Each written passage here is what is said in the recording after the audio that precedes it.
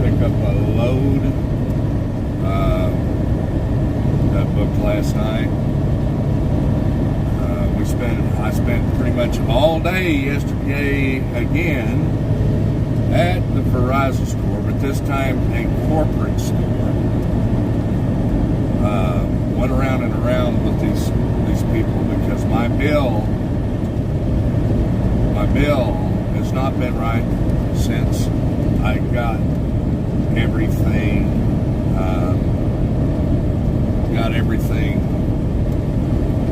done the last time when they switched it over to the business side.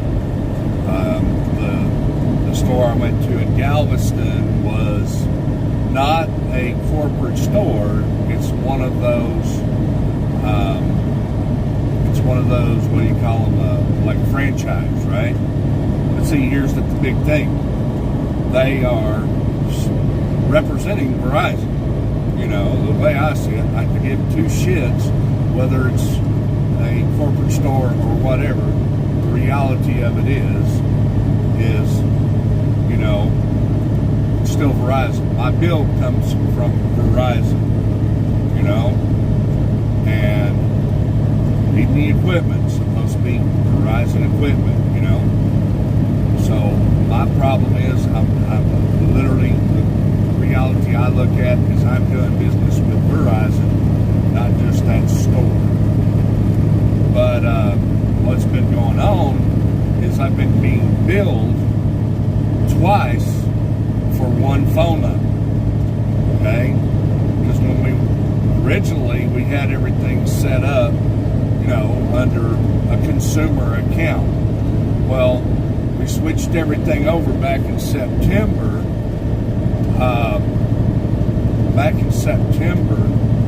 To a business account, because the girl told me, oh yeah, you do this and you'll save a lot of money. Okay, it'll be cheaper for you. Well, at that time I was paying about $390 a month. She sat down and figured it out with my military discount, with my other stuff, you know, that it was going to be around, she's going to have me around about $340, $350 a month. And I had more equipment. And she ordered this black box deal which had 300 gigs of hotspot on it. Sent it to my house. And because I had one of those little Orbit pucks that I had like 50 gigs on. So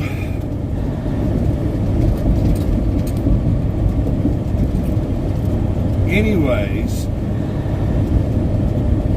the reality of it was that my bill was supposed to be a lot lower, and when I'd log in, I'd see my bill being up there at $551. And she's like, oh, well, you don't see your discounts at this point in time. You don't see your discounts. Well, or your promotions. I'm like, okay. So first bill was like $341. Next bill was over $500. Plus, I wound up having to pay the other bill on the other side, the full amount. So I don't know if anything got prorated or anything like that on that, because literally it was on the 15th of the month, and I paid the full amount. Okay, so it's like I paid the bill twice. One on the business side and one on the other side. Well, here, the last couple of weeks, I've been getting these notifications that I'm behind on my phone. On my one phone number that I've had for 10 years, over 10 years. And everything was, but I'm getting billed over on the business side for that phone number, because you can literally see it on there. I'm paying the bill for it, but then they're still trying to bill me on the other side. So yesterday I decided I didn't have a choice really, because I got an email 2 days ago saying that if I didn't pay the bill, my service would be interrupted. Okay? I had 3 days. That was a couple days ago. So yesterday, I go down there. As soon as I walked in, I said, I don't want to talk to nobody but a manager. Business, to do the business stuff. And they got over there, and I explained the situation to them. I laid out all my equipment on the deal, and I said, this is what she ordered for me for my internet for my truck. Blah, blah, blah. It's not working. I haven't got to use it. I mean, it would work for a little bit, and then it just shut off. And I'm paying $79 a month for this. I said I could connect to it, but it always says no internet. Well, come and find out, she was full of shit. This thing is for your home only. So once you leave the area and it detects that you left the area, it turns off. And I'm like, well, that's not what I ordered. That's not what this is about. She knew I was driving the truck. I went up there in my truck.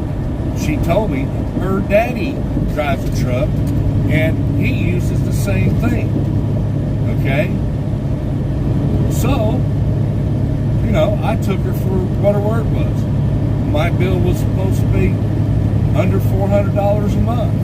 But my bill has been jacked up over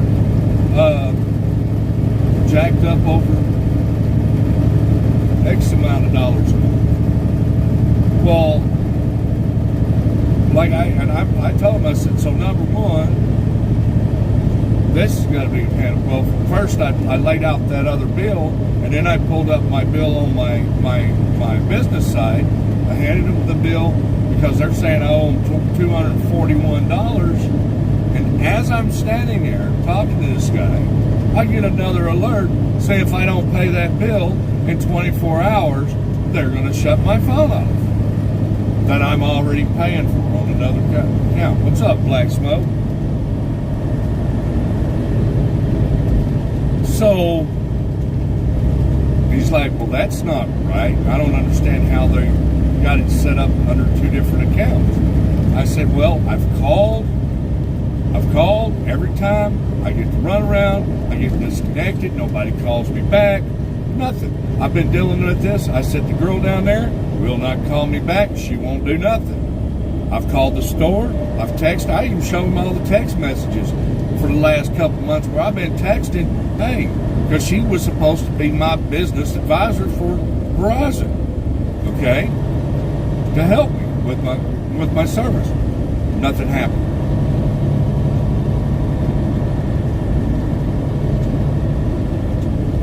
So I explained all this to this guy, and I showed him everything. So he's like, well, this ain't right. So then he goes in there, and I told him, I said, because see, yesterday morning before I went down there, I got a call for a load for $2,500. Come over here to Tulsa to pick up, to go to Midland. And I told him, I said, I can't right now. I have to go handle this stuff at Verizon. I don't have any choice. I have to get it done, or I will not have a phone. And I can't do no business at all. I'm not going nowhere if they cut off my service. You know? And he says, okay. He said, all right, well, I'll just give somebody else. I was like, I want the load, but if it's got to be done now, I understand. Just find somebody else. So $2,500, okay? Now, I go, he goes back there, and he's on a deal, you know, you had to let him into the account and everything else. I think that happened like 20 or 30 times that I had to give him permission to get into the account. This guy, I got there about 12 o'clock yesterday, and I left about 5 or 6 last night. And the guy finally, supposedly, got that part taken care of. Then the business guy, I had 2 people working on this. Okay? 2 people. And I told them point blank, either you fix this, or I'm going to hire me an attorney, and I'm going to start documenting every time I lose a load because my stuff is not working, where every time I have to take my time to do whatever, I'm going to start sending y'all bills for what I lose. That's what I told them, straight up. And you know, I know they probably didn't believe that I lost a $2,500 load and all this other stuff, you know. I mean, I could have showed them my invoices and everything else and all this stuff. And like I told them, it's not the standpoint. I mean, why would I come down there to beat them out of 50 cents, you know, or $100 on something and lose $2,500? You know what I'm saying? That doesn't even fucking compute in my head. So, anyways, we go through the whole process, and he's doing the one guy, he's back there, and he's like, I think he got the same treatment that I did. The guy works for a corporate store. He's the manager of that store, and he could see exactly what I've been going through. And I told him, I said, this is what I've been saying. I've been trying to fix it. They're trying to bill me for the last 3 months of that phone on this system, and they kept telling him, well, he has a past due amount over here. No, I don't. I've been paying for the thing for the last 3 months on the other side. You know? More than what I was supposed to be paying. Because we're going all the way back to September the 15th. I showed him here. This is when everything's supposed to be transferred over. These bills are coming up after the fact. After it was supposed to be transferred over. And they're trying to bill me over here. Plus, here's the thing. I can't even log into that account anymore because it's been closed. You know? So, what the hell am I supposed to do? Anyways, we went through that process and everything else. So I got supposedly supposed to be getting some money back on my bill or credits. That piece of equipment that she ordered, they're crediting that back to me. I don't know yet if he's doing the service as well. I need to make sure that he's doing that, because it was late last night, and but he did order another one of these things, and I mean, everything he wrote down on that. So each one of my lines, I have 5 lines, because 4 lines is $160 a month. 5 lines is $150 a month. And I was supposed to be getting 50 gigs of hotspot on all my devices. On all my devices, what I was paying for. I haven't got it. You know? So, I mean, we're talking a lot of money I was spending on stuff that I wasn't getting. So, he's like, well, you know, the contract didn't come. I don't care about your contract, because y'all are in breach of contract from what I was told I was getting and what I'm actually getting. You're in breach of that contract. I know contracts. I do contracts every day, just like this load I'm going on. I signed a contract. You know, and if I screw up on this contract, well, it becomes null and void. Hey, Jennifer. So, I mean, we're looking at a lot of stuff here. That was wrong with my account. I mean, it is just completely and utterly screwed up. I mean, how much I was supposed to be paying for my tablet was wrong.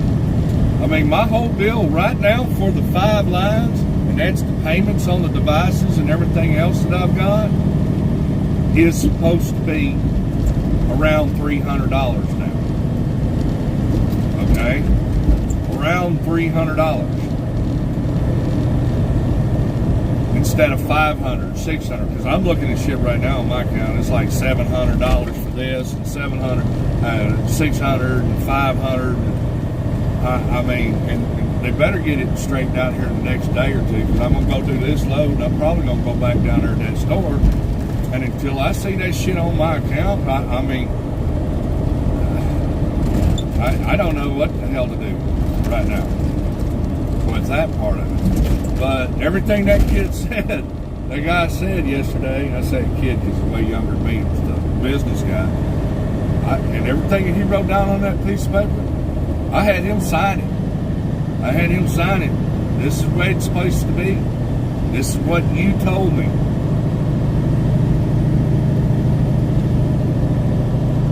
But I'm about to, I mean, shit, I'm still owed $1,000 trade-in value on that deal, which haven't got. You know, one of these devices was supposed to have $1,000 taken off of it, and it's not reflecting on my account.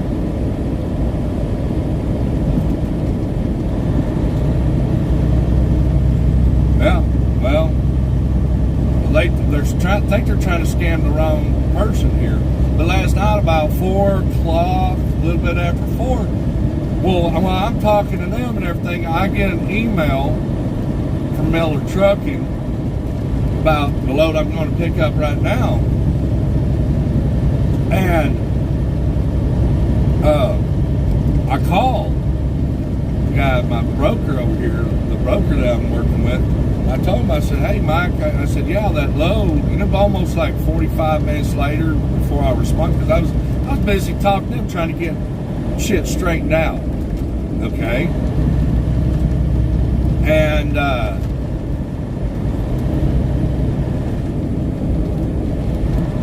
what happened is, he told me, he goes, oh man, I think they already gave that to one of our drivers. You know, and I was like, Mike, man, I could really use this load because I explained the situation. I said, I can do this load tomorrow. Yeah, I want this load. And and it was $32.50. Go over here. I got 2 pickups. We got 2 pickups today. We're gonna go over here and pick up Chelsea, Oklahoma, and then we're gonna run back over here Broken Arrow, pick up the rest of it, and then we're gonna go back over to Orla, Texas. Okay, and it's paying $32.50. I got the email right there in front of me. Okay, and the guy, and I looked at that guy, that business manager or business guy that does the business line. I say, look at this email. What does that say right there?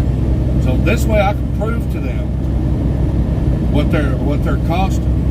Okay, I mean, I can pay off all that. I mean, like I said, that one load I did today, both the freaking cell phones, I could pay off, you know, with that. You know what I'm saying? Minus fuel and everything else. But I'm just trying to make a point to them what they're costing. And he looked at that email and he says, are you shitting me? That's, how far is that? I said, oh, it's about 600 or 700 miles. I got to run on that load. And I'll probably do that tomorrow. You know, I'll be done. Actually, I said I'll be done Thursday. It's deliver on Thursday. He's like, no shit. And I was like, no shit, look, right there, Miller Trucking, right here. I'm not making this shit up. Then, well, Mike calls me up right there, and I said, he says, okay, Tom, I got you that load. Its only thing is, it's picking up afternoon tomorrow at Chelsea. Is that all right with you? I said, oh, no, that's fine, Mike. Thank you. I'll take it. So he sends me over the rate contract. So now I got a rate contract showing, see, I got that load for $32.50. I said, me sitting down here jacking with y'all all day and everything else, and having to go through all this and talk back and forth and everything else, not paying attention to what's going on my email, I almost lost this load. So that would have been $57.50 that y'all would have cost me today. You know? And I said, and I just basically, I said, if I have to, I'm going to start making videos about this stuff, how my stuff is not working when it's supposed to, you know, and I'm going to start my case against you. And I said, I'll file a complaint with the FCC too. I said, because you can't charge people, that's fraud. When you tell somebody something and they sign a contract with you and you're not providing a service by the contract, that is fraud. I'm not playing around no more here. But I mean, people were in the store and everything else. They heard me talking. I mean, hey, it's right. Yeah, we'll take care of it. We'll fix it. We'll fix it. We're working on it. So, anyways, got out there last night. I got this load. Still hoping everything will work out. But, anyways, why I got y'all on here, guys?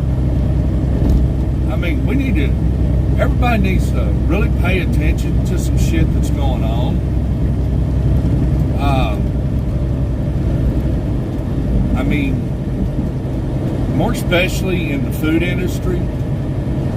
I don't know if anybody's seen a lot of this stuff that they're trying to freaking do right now, or they're doing. How many people out there's heard of this lab-grown meat? Okay? It's a cultured meat product.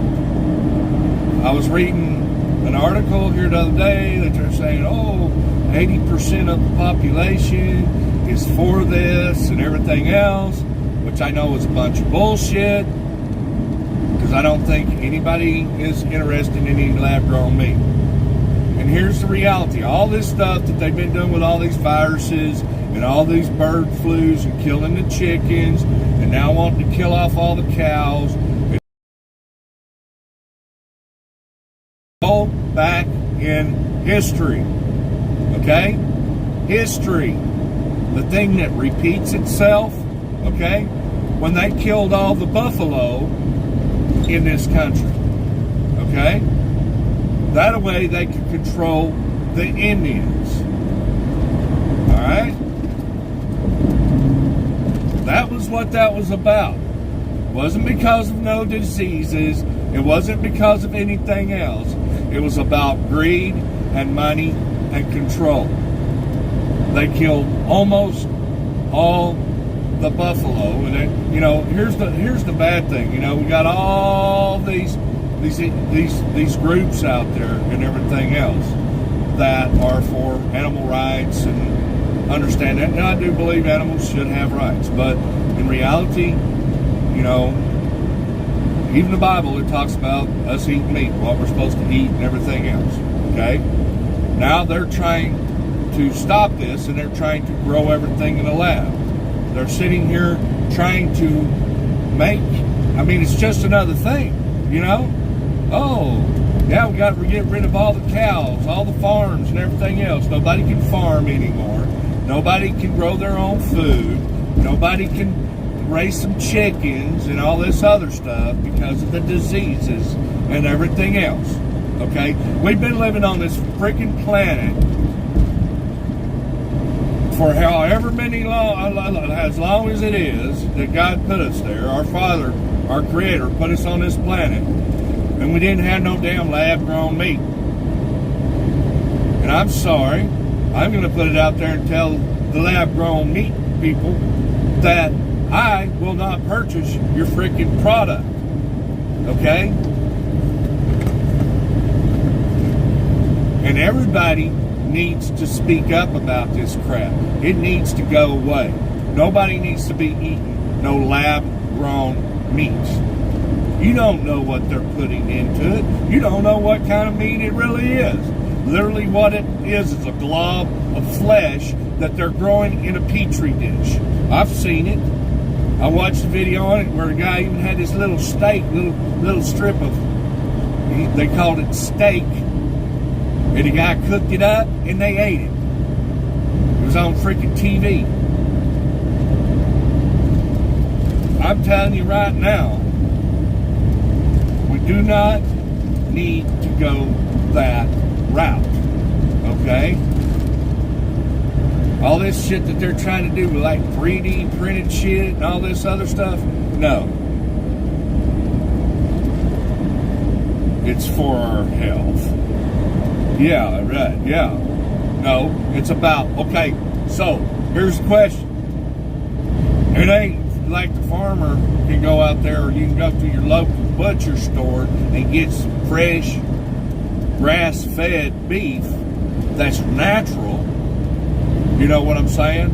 Natural, from nature, you know, or some lamb or anything else, because literally this is where it's going. The labs will control your food, okay? What's up, Golden Renaissance? People need to start speaking out against this crap. Nobody, I mean, 80% of 80% of the population wants this. I'm telling you right now, I still haven't eaten one of them damn Wonder Burgers or whatever the hell they call it at the damn Burger King. Matter of fact, McDonald's and Burger King, I try to stay away from there as far as I can.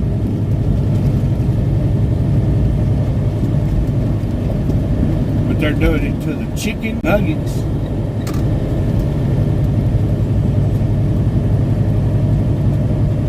It's not real.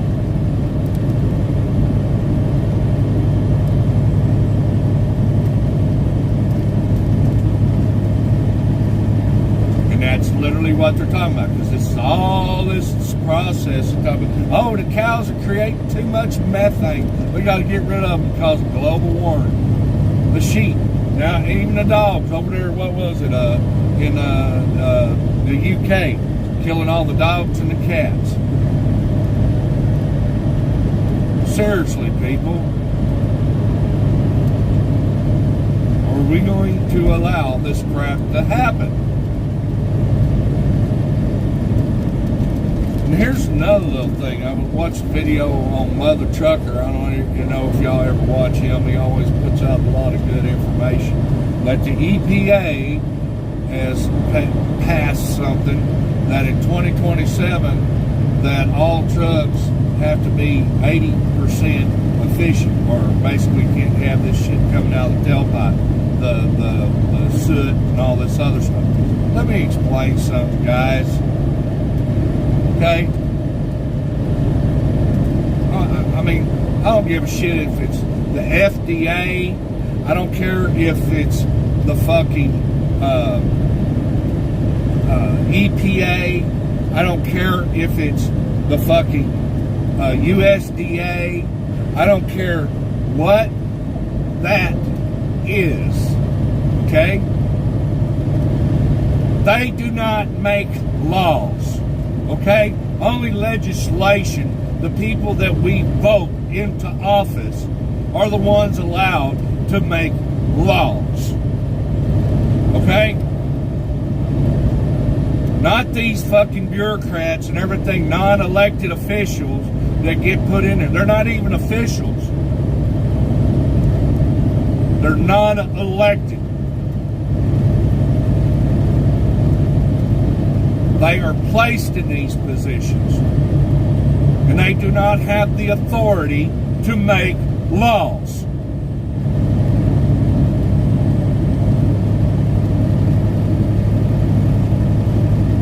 That's the same kind of like the bullshit that happened with the mask mandate, right? Well, if I go back and I look at this thing with the ELD thing that they made everybody put in the trucks, the ones that it was a mandate. It's not a law.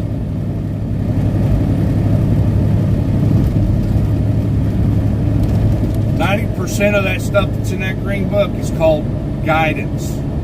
They're not laws. And we got freaking people in uniforms out here running around trying to enforce shit that was not passed constitutionally by the people that we elected.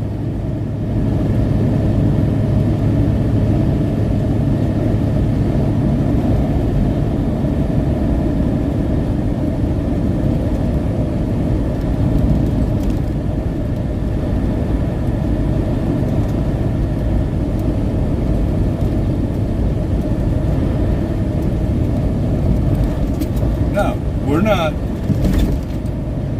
Anything, we're constant. Those executive orders don't bear on us either. I mean, literally, not unless you're doing something. See, here's the thing, though. Let me explain something. The Constitution is the law of the land. The law of the land is do no harm, cause no loss. You don't kill me, and I don't kill you. Okay? Simple as that. But the reality of it is, when you look at these executive orders, some of them like Trump did, that was against human trafficking. What is that? That's causing harm and causing loss. And sometimes death. Right? Now, if you were doing one of those things, yes, that executive order literally is against you too. Okay? Because you're breaking the law of the land.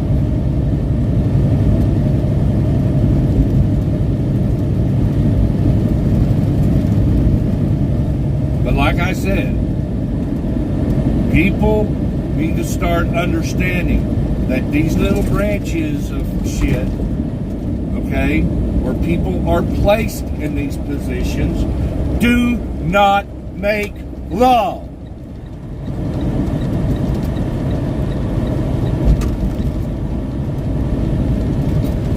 Yeah, they can come up with some stuff and have it taken over to Congress and legislation and everything else and have a bill done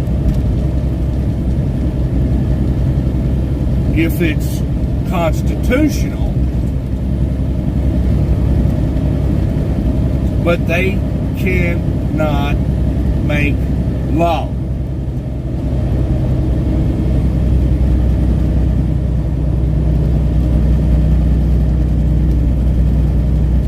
Every one of these things needs to be shut down. They need to go away. We need to get rid of these freaking bullshit organizations. All this fucking EPA and everything else. I mean, yeah, if somebody's over there, if somebody's over there dumping something in that water right there that harms something, what are you doing? You're causing harm. Possibility, if that was my property and you killed all the fish in there and you damaged the water, then you're causing me loss. But as far as all these bureaucrats that think they have all this authority, and trust me, I fought with an EPA guy one time. I went around and around with that guy over a septic system being put on my property. And he tried to tell me what the law is, and I looked at him and I told him I don't give a fuck what you say the law is. Because I understand contract law. And when I contracted this guy to do a certain test on my property and he didn't do that test, he did something else, then he is in breach of contract. So that law outweighs whatever freaking you say the law is. And I fought him, and I didn't go to court. I told the son of a bitch.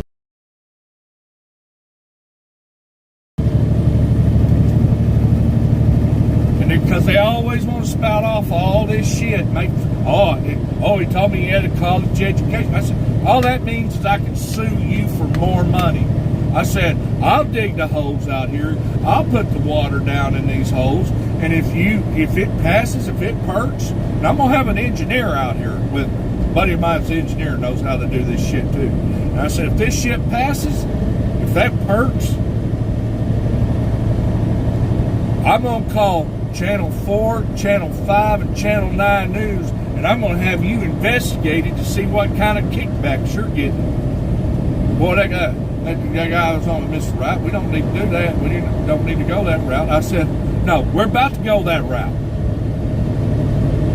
Because unfortunately, you might think you that smart, but you ain't as smart as me.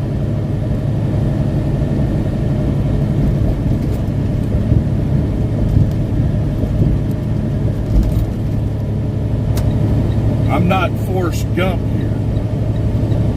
Oh, I'm not mad. I'm just upset about how, and y'all are on the dash, I don't have my headset on. I'm just trying to make sure everybody can hear me. I'm not mad. I'm just trying to make a point here.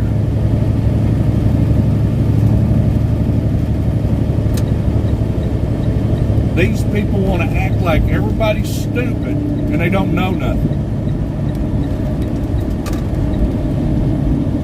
Sometimes they butt heads with the wrong individual.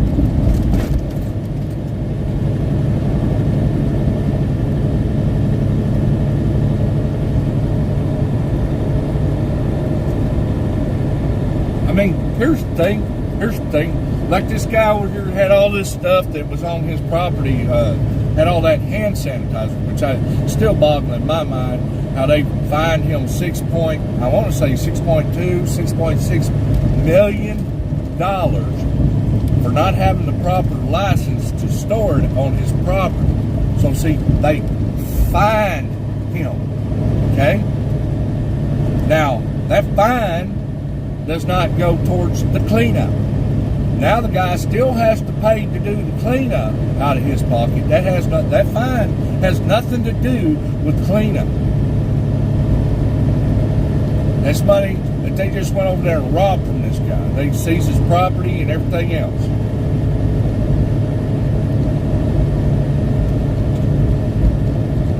I mean, I agree, maybe the guy, but what's twisted my head is how the hell, I mean, I understand flammability because that stuff is supposed to be alcohol, right? To kill the germs. But literally a hazardous waste is what they find him for. Or waste. Well, last time I checked, people were rubbing that shit on their hands to kill germs and letting their babies put it on their hands and wiping everything down with that shit and everything else. I mean, that starts making me a little bit worried. Why they calling that shit hazardous waste and finding somebody $6-something million for having it on his property?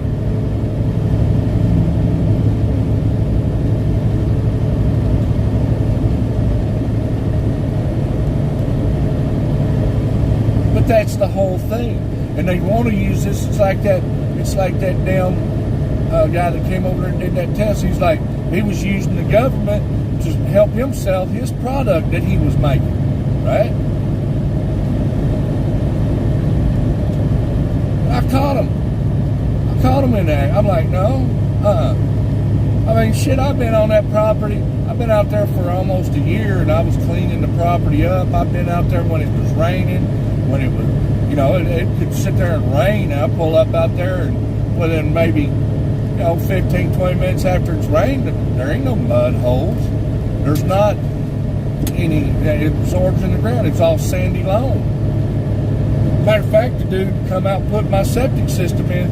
He's like, Tom, you should have let me come out here and do all this. I could have got you, because I had to put in more.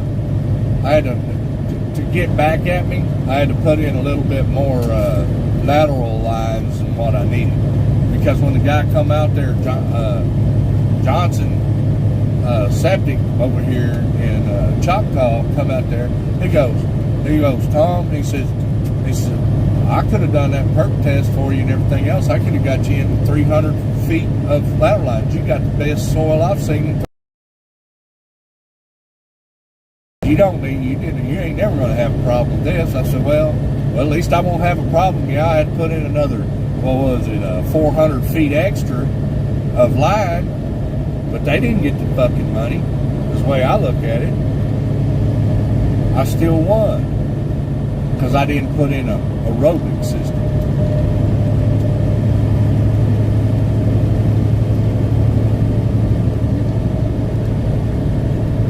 They just wanted to mess with me a little bit, make it extend it out there, you know. But that's no big deal. But like I said, I mean, I looked at it. I've been seeing all this news about this shit, about this meat that they're going to start building they're going to build all these warehouses and stuff. And what they're going to try to do is they're going to try and phase out real food. Okay, it's the same thing that they did with the fucking medicine. Okay, they're all the synthetic food. You know what I'm saying? I mean, then you won't be able to buy real food. They'll outlaw it. That's what they're that's what they did with the medicine. Think about it. You can't buy vitamins, real vitamins, or they demonize everything that's natural. And it may not be tomorrow that they do it, but it is coming. This is the way they do this shit. They slowly introduce it. 80% of the public wants this meat. Bullshit. I'd rather go out there in that field and eat a fucking cow patty than eat that.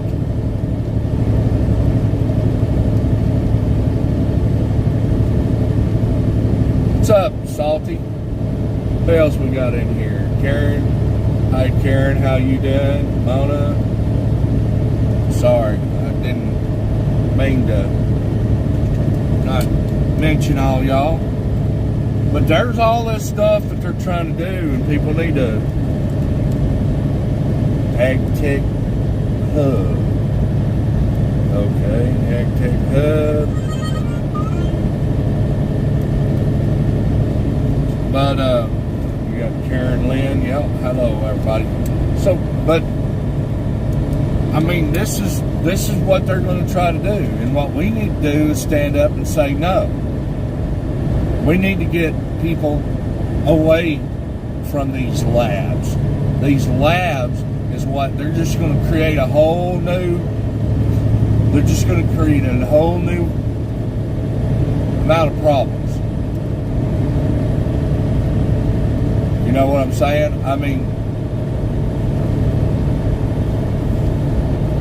that's messing with the way God wanted things.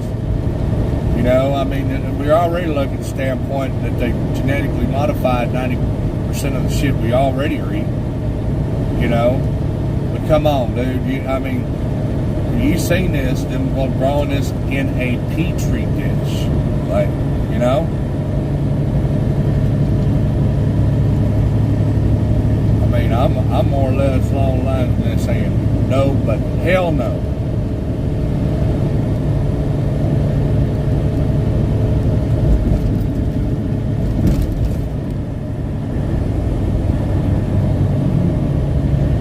And that's the whole thing.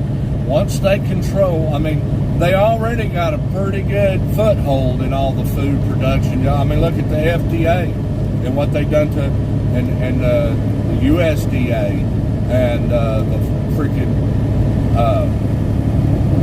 the whole farm deal, you know? I mean, people growing food. They restrict how many acres somebody can grow, you know? Or when you can grow on this piece of property, or when you can grow on that.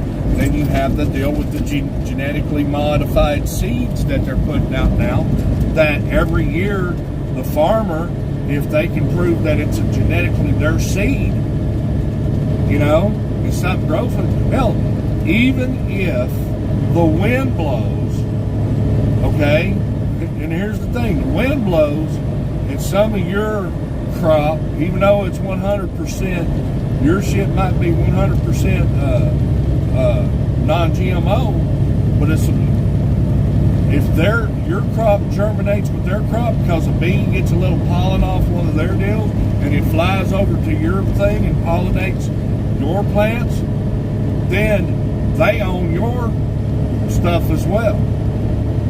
That's literally the way the law goes, because they have those patents on that stuff.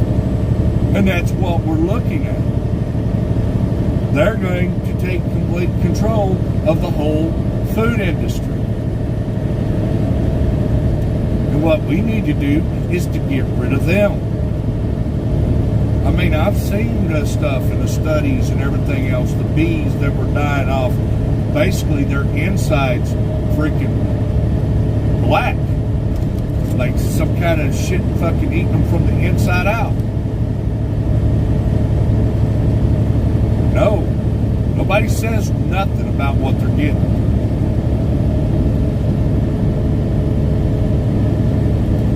It's like me going into that Verizon yesterday. They're a big corporation and everything else. It's like I had truck stop that time where the guy told me, he says, because I pay $150 a month for that to be able to find a load, right? Shit wasn't working right. I was having issues. I couldn't get no loads. It was all jacked up. I'm paying for it. Well, I called customer service. Hey, can you put the old load board back up till y'all get the glitches worked out in this? And here's the glitches that I'm finding. Till you can get the glitches worked out in this, why don't y'all just put up back the old load board instead of putting out something new that's not tested yet properly and fixed properly for the end user. You know, I'm not your fucking guinea pig in your experiment. Either fix it or I gotta go somewhere else. You know what the guy told me? He said, well, if you don't like it, you can leave. That's what the customer service rep told me. Oh, if I don't like it, I can leave. Oh, okay. Well, I want the number to is this the way you tell people? I want the number to the corporate office right now. Oh, we can't give out that information. Oh, so now you're refusing to give me the number to the corporate office. How about your manager? Oh, my manager's not in right now. Or they tell you the bullshit that, oh, well, I'll send them a message and have them call you. They're not going to fucking tell their manager to call. Right? But see, here's the one thing. Those phone calls are recorded. Those conversations are recorded. When he told me that go somewhere else if I don't like it. Okay. Well, I went over and got a LinkedIn account and I made a video on my other YouTube account for my business, and I showed them everything that was going on that stuff and what was happening. I mean, it was freezing up, everything was going wrong with it, and they just took everything else down. So I went over to LinkedIn, and I think I went to the corporate site. There was no phone numbers, which is bullshit, because I can't call the corporate office. I can't call the fucking president, the CEO of the company. I mean, I can't go up the chain of command because somebody else is telling me some kind of bullshit. Guess what? I found them on LinkedIn. I sent them a link to my message, and I said, I'm about to put one on here, and I'm going to let everybody know that I guess truck stop don't want us truck drivers' business for the simple fact of the business. I'm having issues here, and I got proof of it on video. And I was told if I don't like it, I can go somewhere else. I could leave. I'll tell you right now, within 30 minutes, because I sent a copy to the CEO, I sent them a private message on LinkedIn. to the vice president. I had the vice president of truckstop.com call me apologizing for that. He's like, that's not, no. Please, Mr. Wright, don't go somewhere else. We'll fix this. And I literally had them revert me back to the old deal. And you had your choice at that point. And you could play with, I didn't have a problem with them changing some things, making it better. But don't give me a broken fucking product where it's costing me money.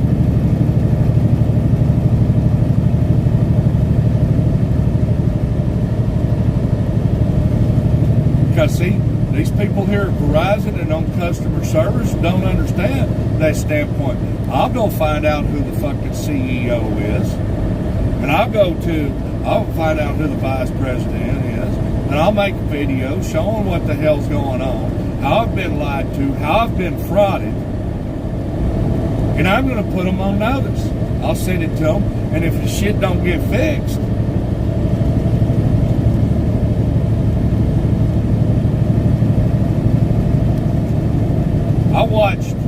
I watched 5 or 6 people that had issues with their stuff that walked in there yesterday and was told, well, there's nothing we can do about it.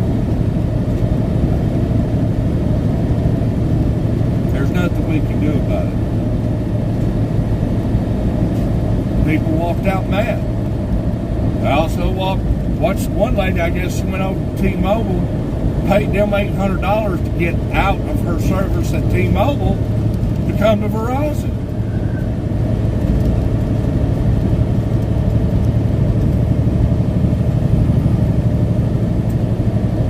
Now I'm gonna give it a couple days, see if they fixed the issue.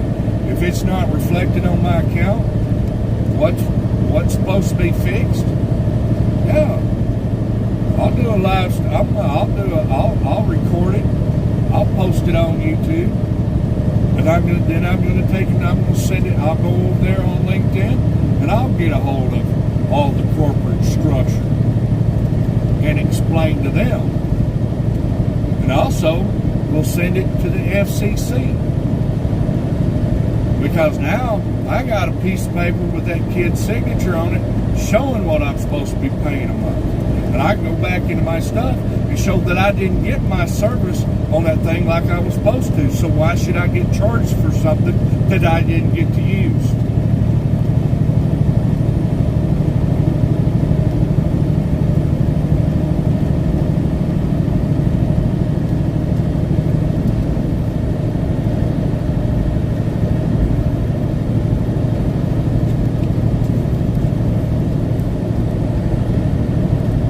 Somebody lied to me at the store, trying to sucker me into something. I'm nobody's fucking sucker.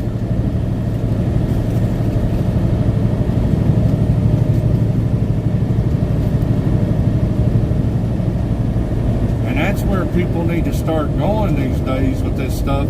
Don't sit there and tell them, oh, there's nothing we can do anymore. Bullshit.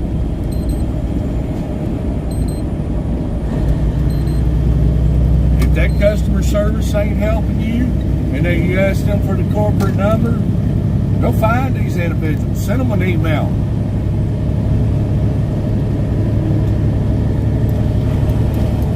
Make a video, show them what's going on.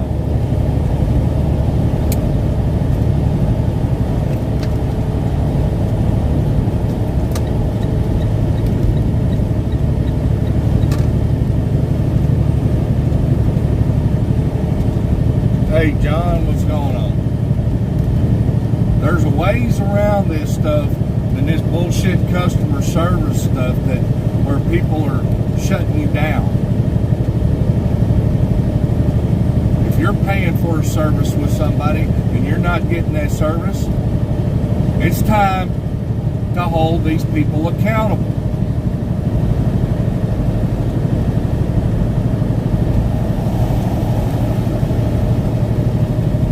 Because a lot of this stuff, nationwide 5G, right? Well, if I'm not getting 5G. Right now I'm getting 4G right here, right? So I'm paying for nationwide 5G, not nationwide 4G.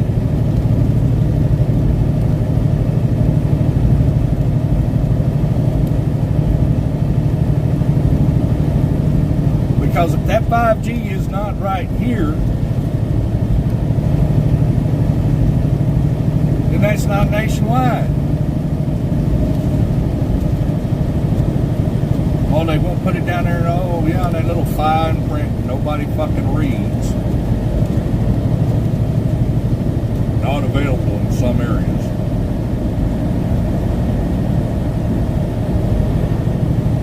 But you're paying for it. They're charging you for it.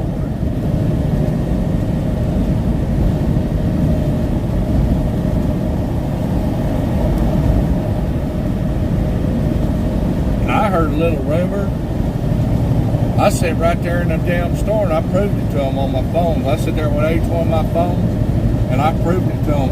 I was like, look, I hit the I did a speed test right there in the store, and what, 5 and 6 gig up and down? That's not 5G. I mean, I had full bars pretty much, and I had a 5G signal. And I'm stopped. The one phone here, my old phone, I was getting somewhere along the lines of fucking like 1 gig. A little over 1 gig to 2 gigs. And my upload was a little bit better. But that's not 5G. Hell, I was getting that back fucking, 10 years ago on 3G.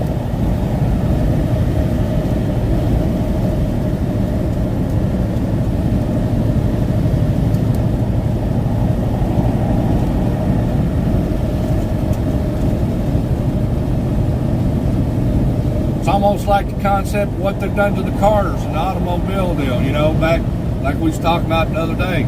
They had the Geo Metros getting 30 to 40 miles per gallon, right? $5,000 car, $6,000 car, maybe at the max. Now, to get about the same mileage, you got to buy one of them hybrids or spend $30,000 on a vehicle that'll get you 32, 28, 32, whatever. Or, you know, I bought that back in 2012. I bought that, a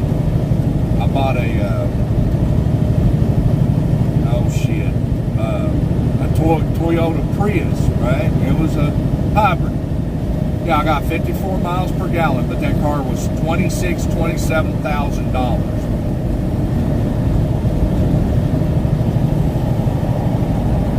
And only got about 14 more miles per gallon than the fucking Geo Metro I owned in the 90s.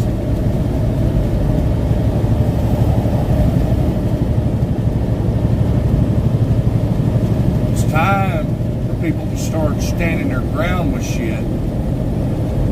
I mean, these corporations are trying to control everything in the world. Even Verizon is part of this whole deal with the cabal and everything, been limiting us on what we can do. They're part of it. All the big corporations are.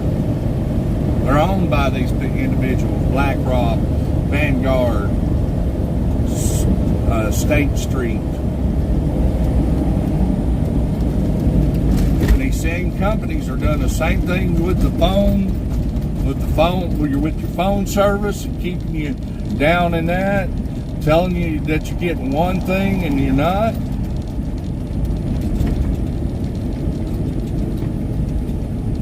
I mean, if they're not able to provide you with the service that you're paying for, you should get a discounted rate.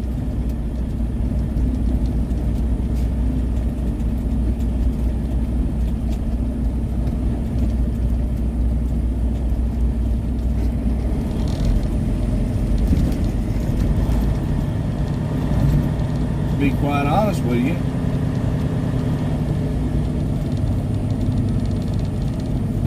But everybody thinks because, you know, they're a big corporation that they can bully you around. Well,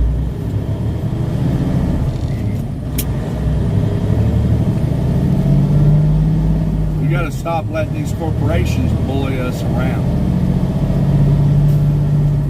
Because what I showed that guy yesterday, both them guys yesterday, was facts. Cold, hard facts.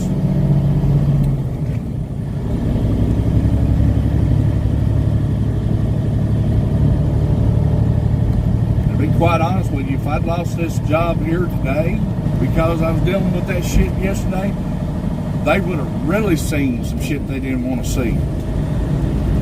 Because I got to pay my bills, you know. I've got to freaking, we all do.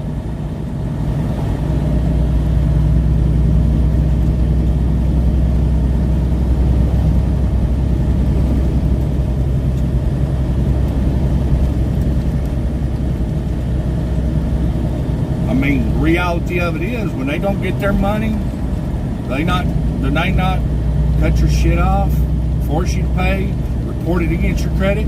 Because I told them point blank, I'm going to start keeping logs of everything I do, and I'm going to record everything that I do every time I call and everything else, and I get hung up on. I'm going to start recording it, and then I'm going to send them a bill, and if they don't pay it, I'm going to send it to collections against Verizon Corporation.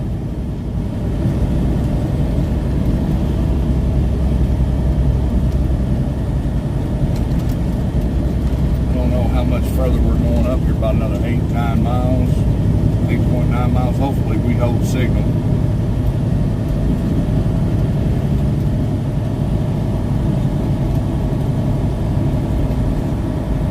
But that's what everybody should be doing. Documenting. I mean, you're spending the money. You're the customer. Remember, the customer's always, no, I mean, not all cases the customer's always right. But it's time to start taking back what we're supposed to be getting. When we're paying for a service, they tell me I'm supposed to be getting 100 megabytes up and down. Well, I click on that damn thing and do a speed test. I can understand every once in a while having a fluctuation, but if I'm being told and I'm paying, like I know some people have their satellite stuff, they have their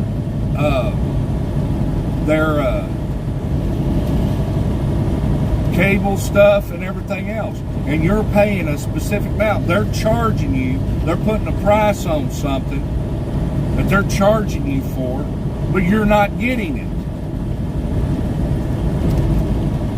I mean, come on, let's say they got $50 on 10 up and down, right? Then they got $60 on 60 up and down, but then they got $100 on fucking 100 up and down, right? But all you're getting is 10 up and down. If you didn't get the service that you're paid for, if that's what you're getting all the time, then you shouldn't be paying the $100 for the freaking 100 up and down that you're not getting. And these companies will sit here and say, well, we're sorry, but that's just what you get.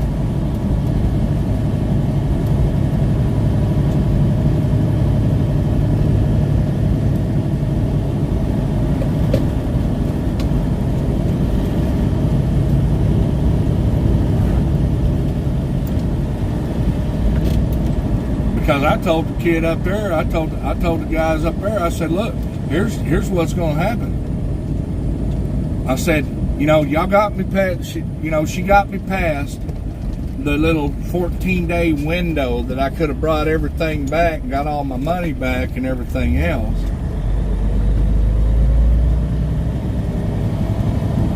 What's going on there? All of the logistics.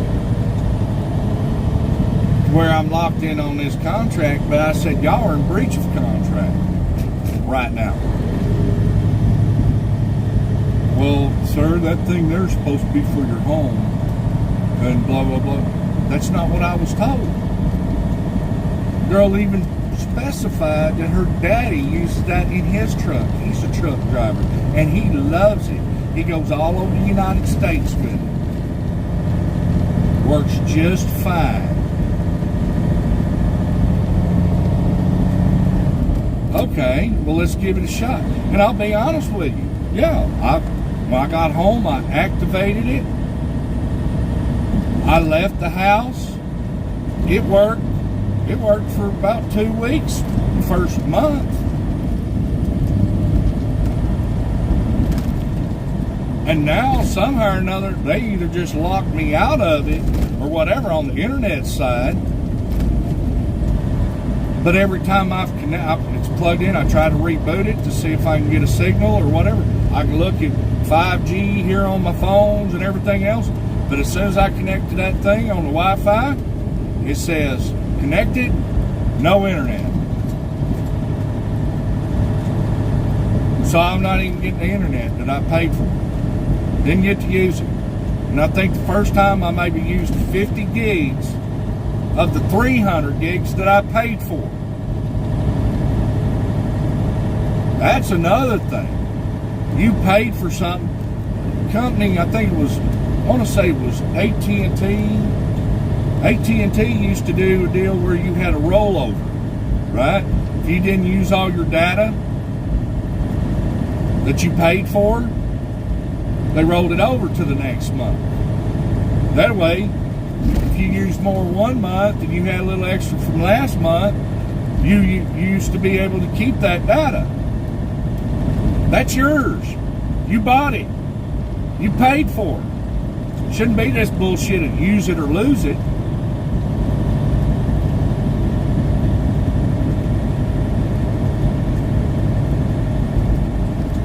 Because you paid for that data, it should build up over time. It's yours. Or you should get credits for that data off your next bill that you didn't use.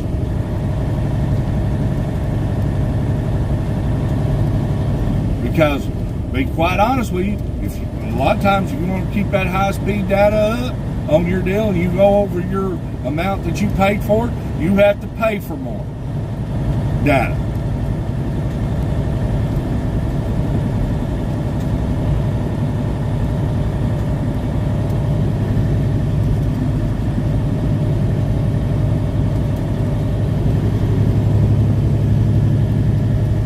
Those are facts.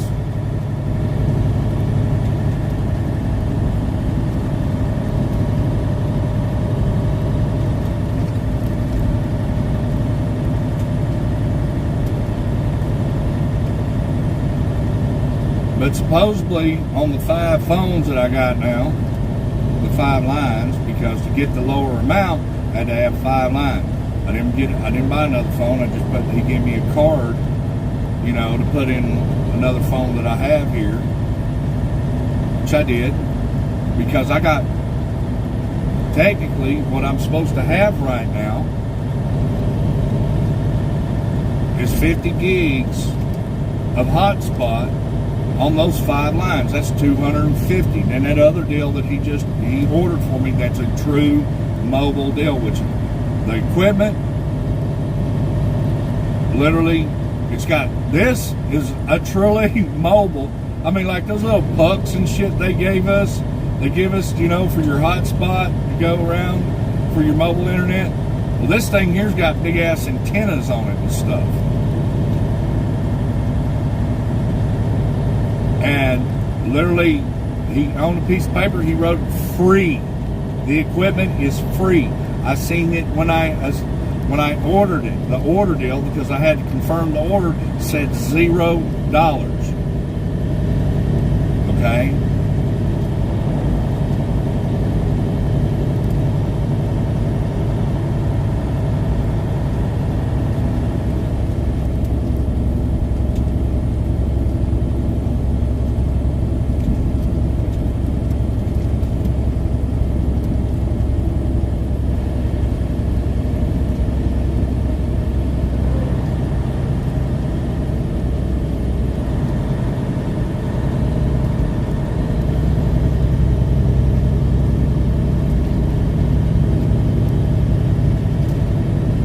it's got 300 gigs on it. He's like, this is what you should have got, not this.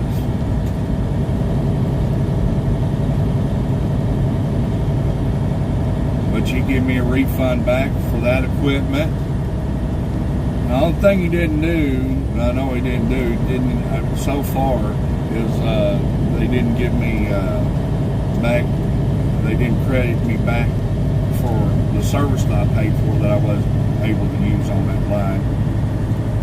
That's something else I need to, because with everything, let's put it this way, with everything that was wrong with my account, it was kind of hard to keep track of what had been done and what hadn't, you know, because the simple fact of the business is my account was completely and utterly screwed.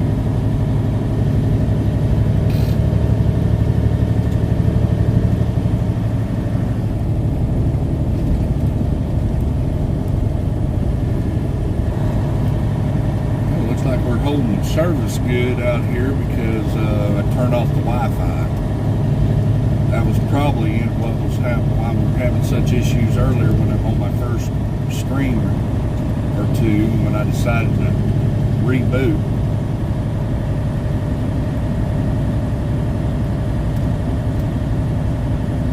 But the point is here, guys, we got to stop letting these companies walk over us, because what they're doing is theft. What they're committing is fraud.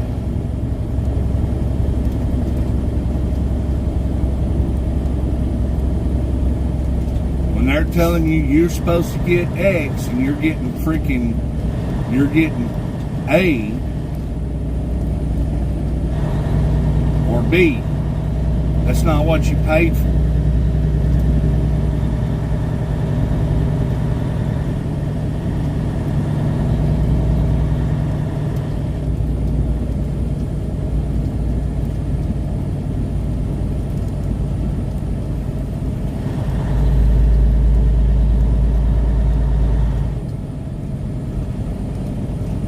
I mean, I can understand where they might have like a range, you know, like, okay, let's say, I think if you're paying for 100 gigs or whatever like that, up and down, I could see, you know, saying 80 to 100, there being that little fluctuation there.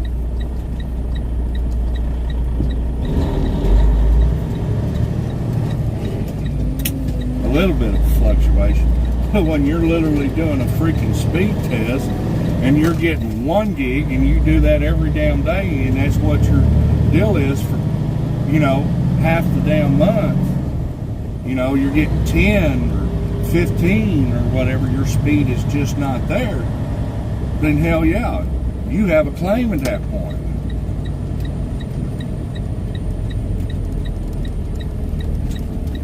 And I'd be saying, look, this is what I pay for. This is what I'm getting.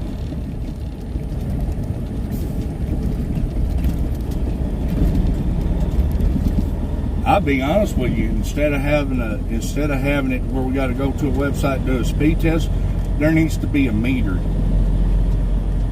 I think there ought to be like a meter showing exactly what your speed is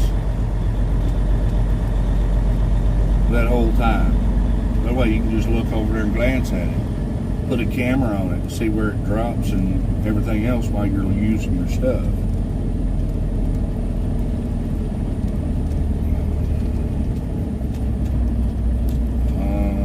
Okay, this is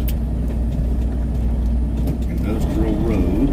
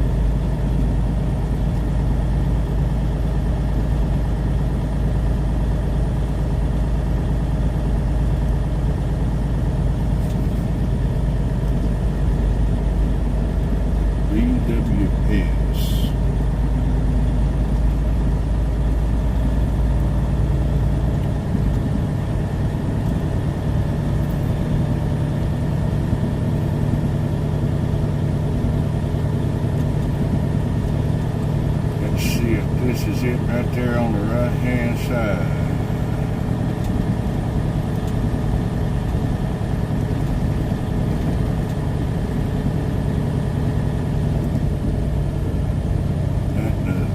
Say BWS.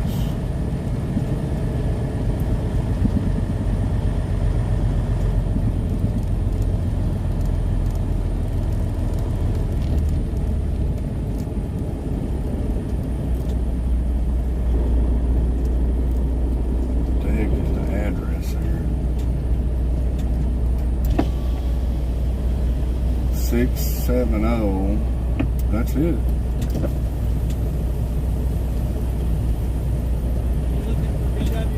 Yeah. GWS? Yeah. Right over there. Oh. You can loop around, it takes you right over there. All right, thank you.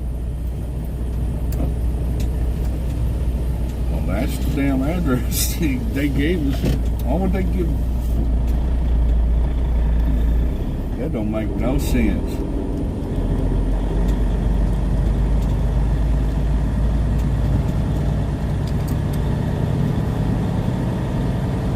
So what I'm saying is, I mean, and the reality of it is, you know, you can't just walk into these places because they're going to just look at you like you're full of shit. But what you have to do is you have to start documenting this stuff somehow or another. You know, like I said, take video of it. Make you a private YouTube account if you don't want it. If you don't want it exposed, you know, yourself to. Just upload it to a private deal. You can choose whether or not who sees it. But we've got that technology now where we can just take video of shit and we can say, look, my shit ain't right working. This is what I'm supposed to be getting and I'm not.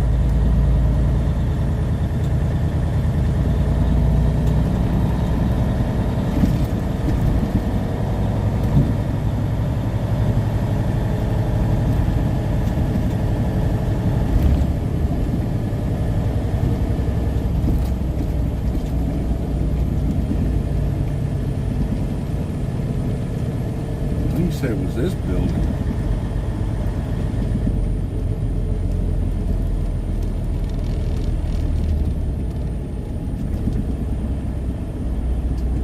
This said BWS.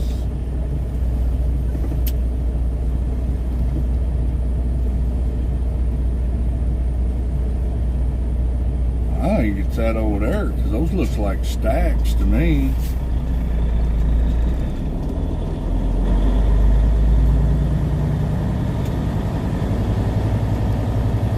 That looks more like what we got to pick up over here.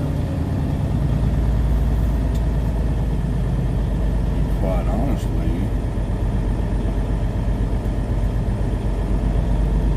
Because it's supposed to be some kind of oil fill stuff. That's antennas and shit.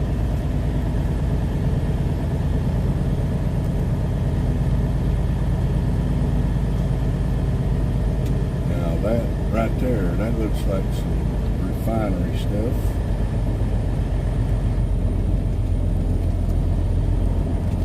Because he said a stack.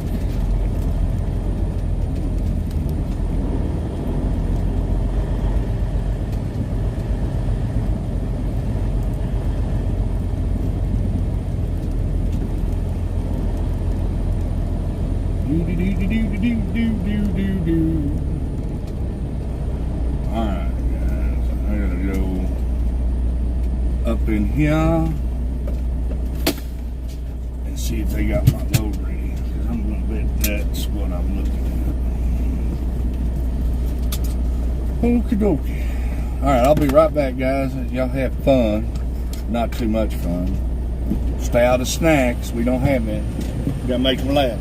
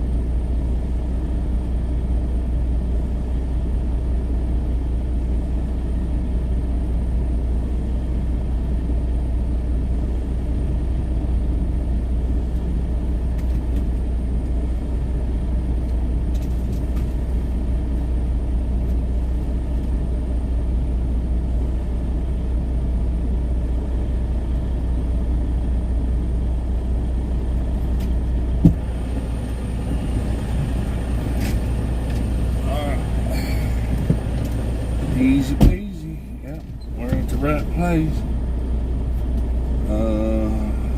What's up, Sean? What's shaking, bacon?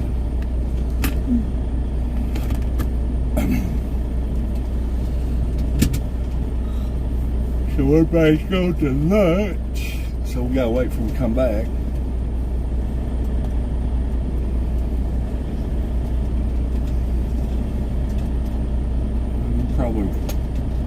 Probably walk her around out there, be fine. I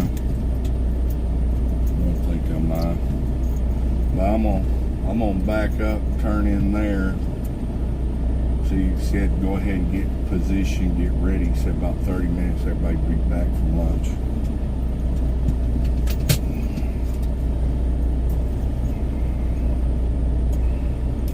Yeah, it's supposed to be snowing sometime today. Let me look here.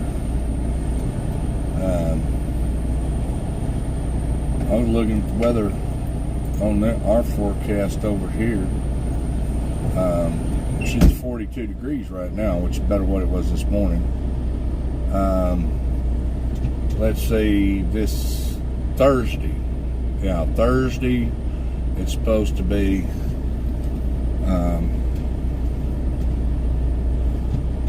94% chance of snow, and maybe looks like some rain to snow. Friday, well, that don't make no. It shows snow and 0%. That don't make no sense. And then 6% on Saturday. So next couple of days, they're supposed to be getting some here.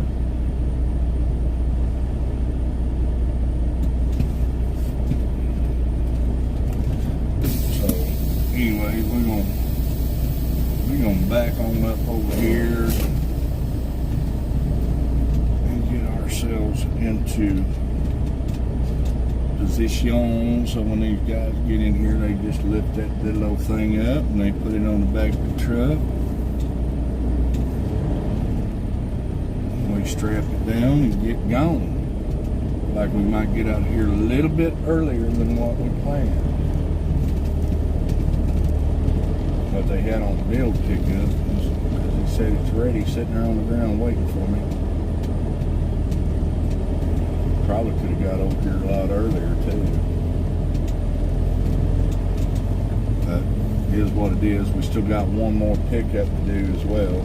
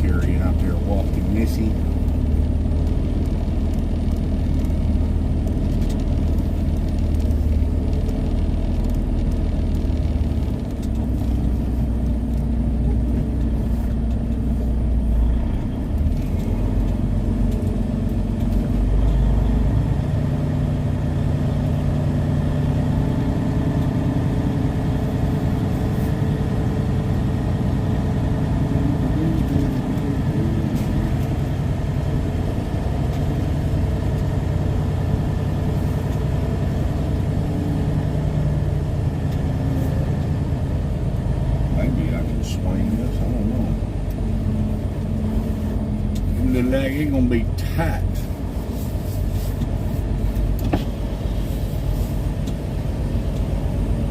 Oh yeah, we got this. We got this.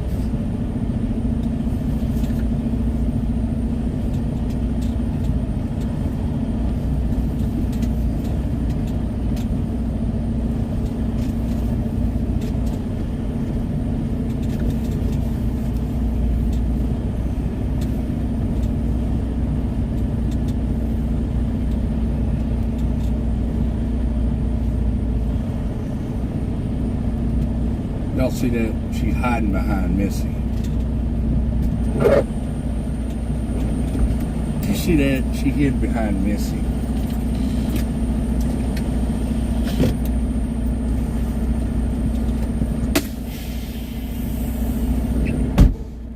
Well, thank you, Sean. You're special people too.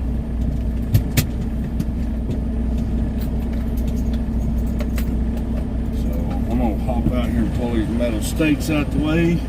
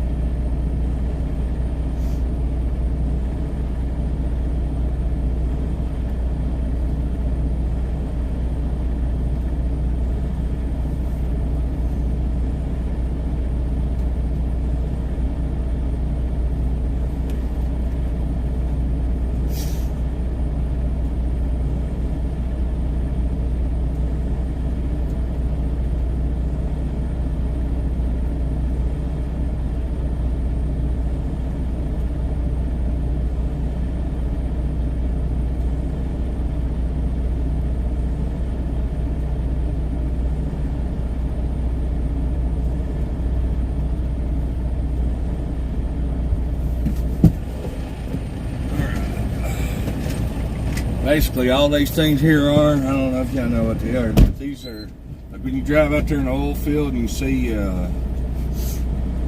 them fires burning out there off them oil wells, that's what these are, like a big lighter. So, you have, I don't know if y'all can see that up there, right here. Let's see if I can zoom in on it. So, that thing right there with a square plate, that's the base of it. It'll stand up in the air. But over there, you see that little thing right there. See, there's the burner. You can see the burner on the top there, but there's a little thing that comes up there, and that's where they light it. It's like a big lighter.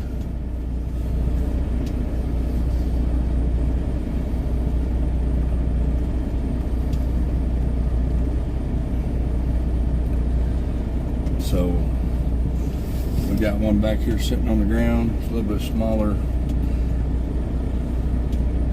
base on it.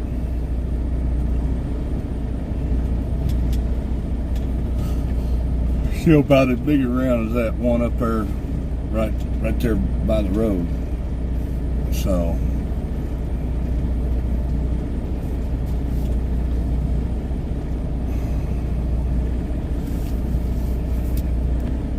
it's kind of like a bit lighter.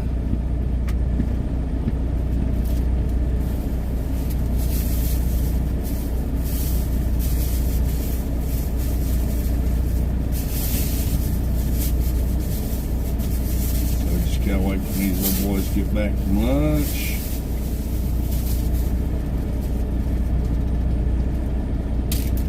Get this piece, and then we're gonna go to the next location here. Let's get that address.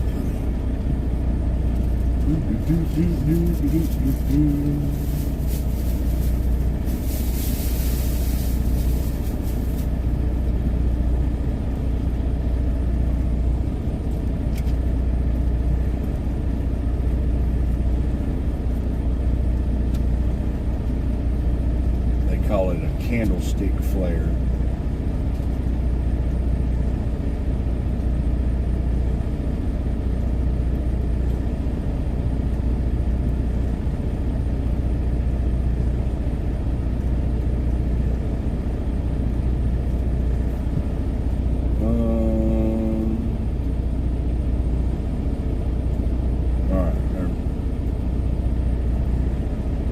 Main railroad.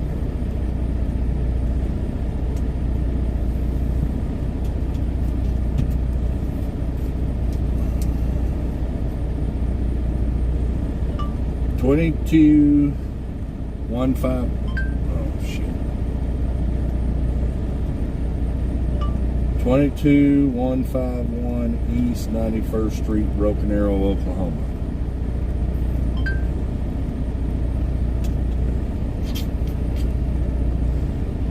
Chocolate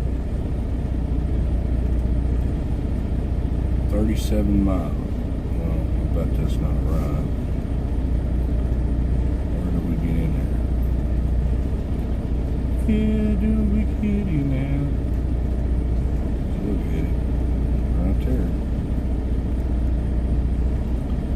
Create route.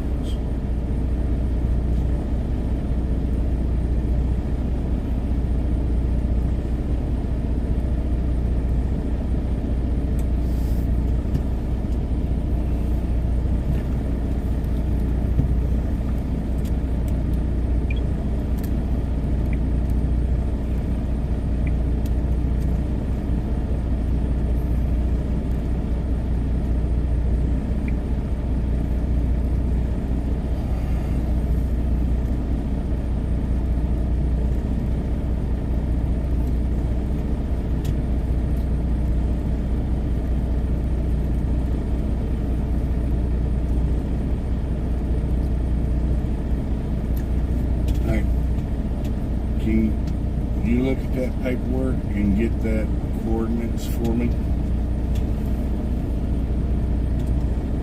No.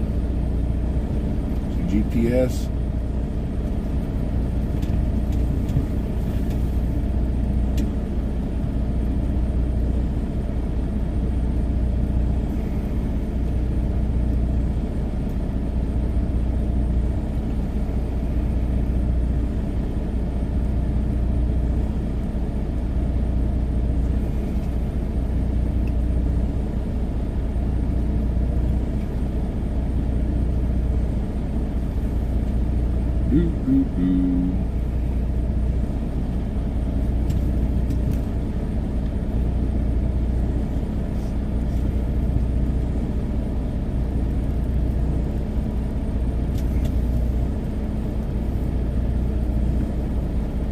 What?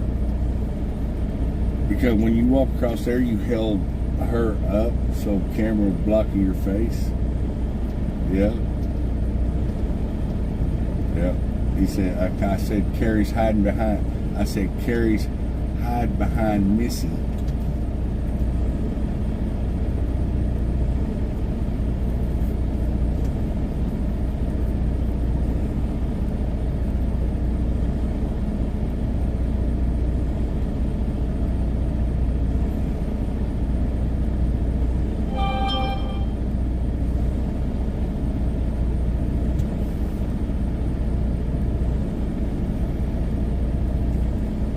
Basically out in the middle of nowhere.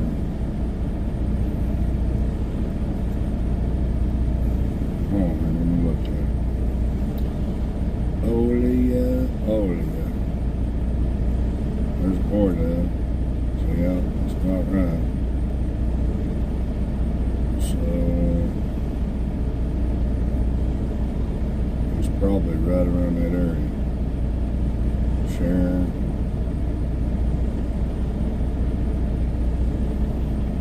Text it to me.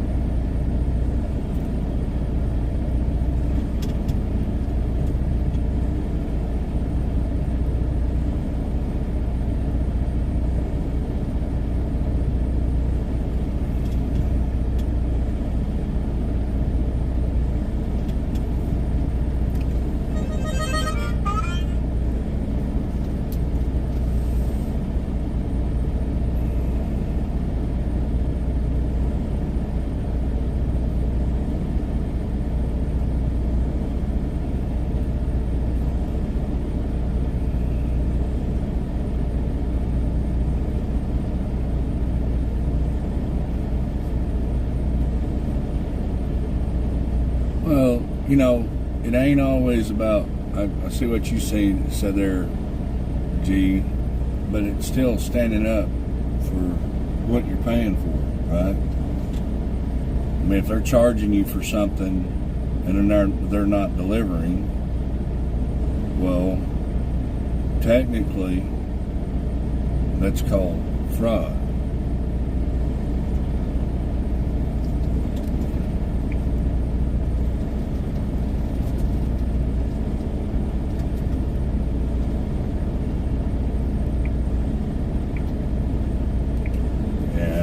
All I'm saying is we need to start documenting this stuff, and people need to start standing together, you know, get together with your neighbors and everything else, and see if they're having the same problems, if they're paying for the same services and not getting what they're paying for. Then you all stand together and then you go fight.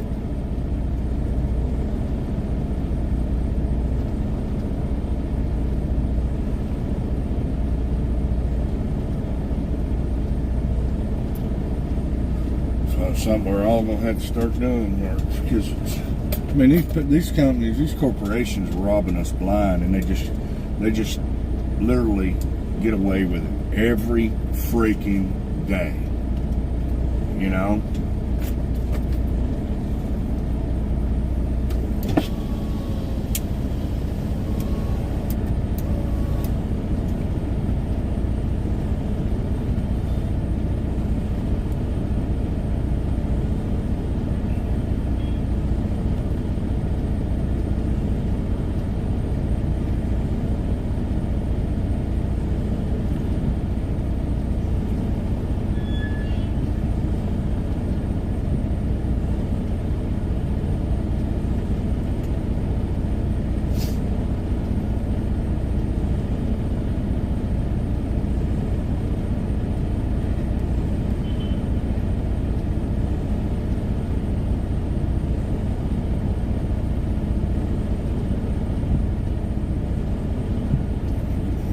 Exactly, you're right.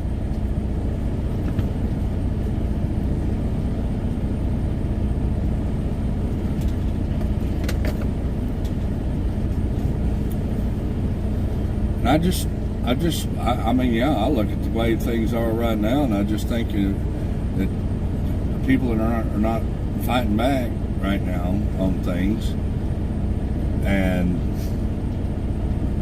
looking at what's going on. I mean, basically, when you don't say nothing, they assume, you know. How many people on here? I mean, how many people we got right now? 10 people watching us. Okay, maybe 9, because I got my stream up over here. So I got 9 people watching us. How many people got called and asked if they would like some glob of meat grown in a petri dish, okay, or something like that, something that's not natural? How many people were called and surveyed and asked if that's what you want. Because I can tell you right now, I do not want that. I don't want no lab-grown meat.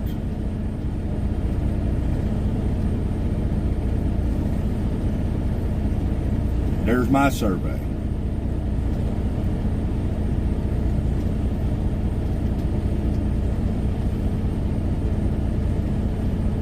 But I did. I seen 5 or 6 articles here just in the last couple of days talking about them building these facilities to start growing this meat and putting it into the grocery stores. And you know about the labeling and everything else, you know, and pretty soon, I mean, look at what they've said. Oh, the cows are creating too much methane gas. We got to get rid of the cows. We got to get rid of this, you know. Pretty soon, they're going to shut it all down, where the only place you can get, if you know, it's like that foothold. Once you give them that little foothold, you give them that inch, they take a mile. Then they take 100 miles. It's the same thing with the pharmaceutical companies. It's the same thing with the government. People need to stop relying so much on somebody else to do their stuff, you know.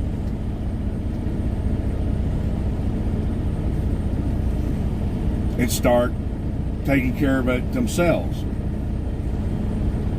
Because everybody here's got children, got grandchildren, got family that this is going to affect in the future.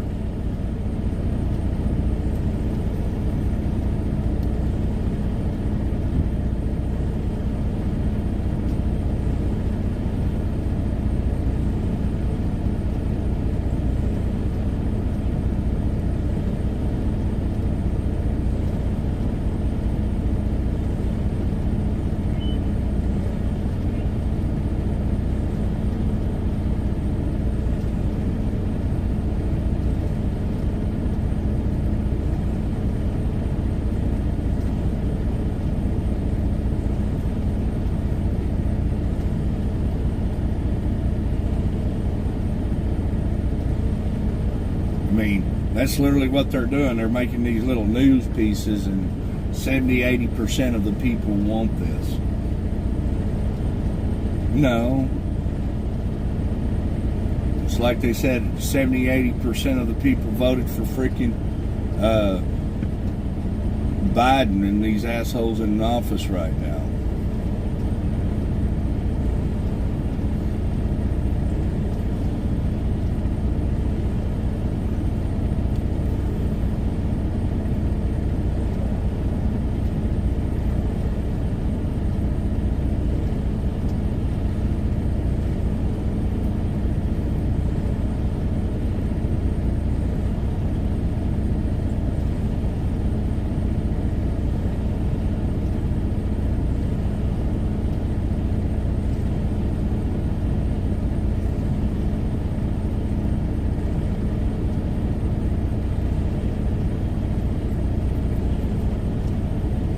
So, how's everybody liking the Twitter drops?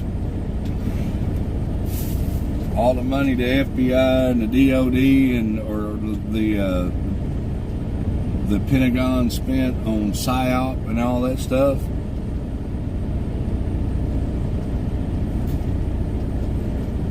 I'm telling people.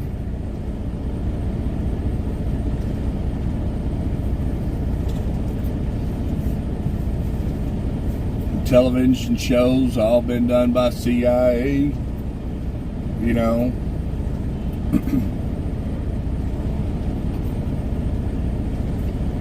It's just one thing after another.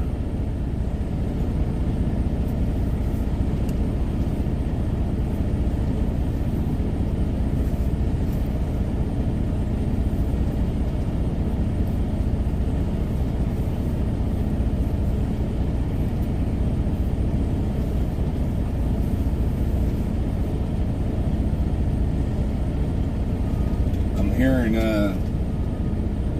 Miss Hobbs over there in Arizona is going to have to go on swear in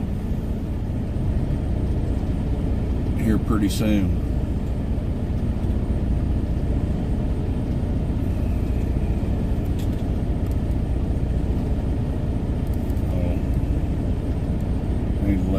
know real quick we're on site.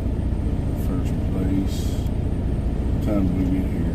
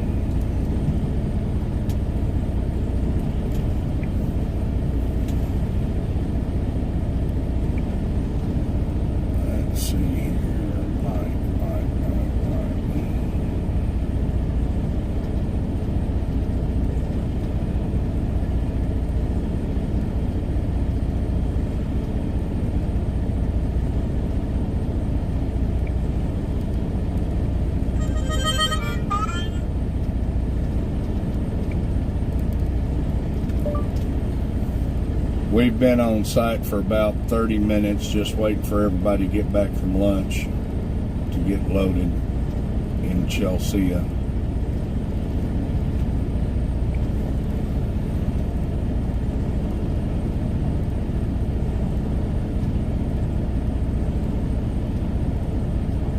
They removed her subpoena, huh?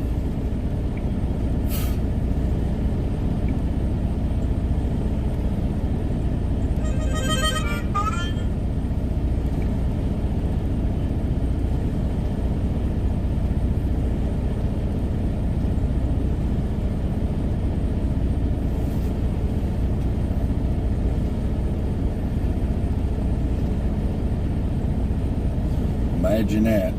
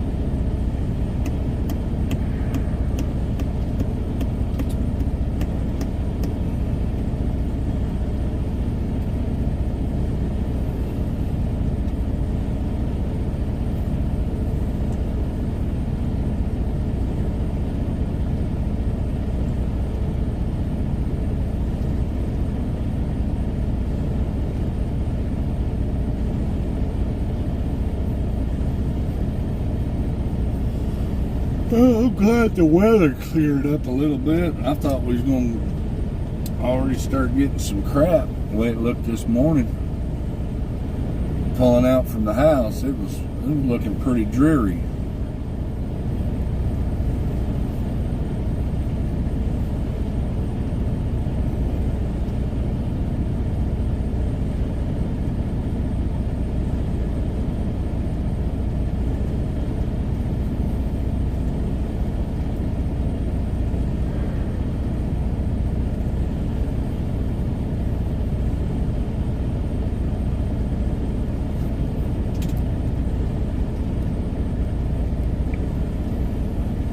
Something here real quick.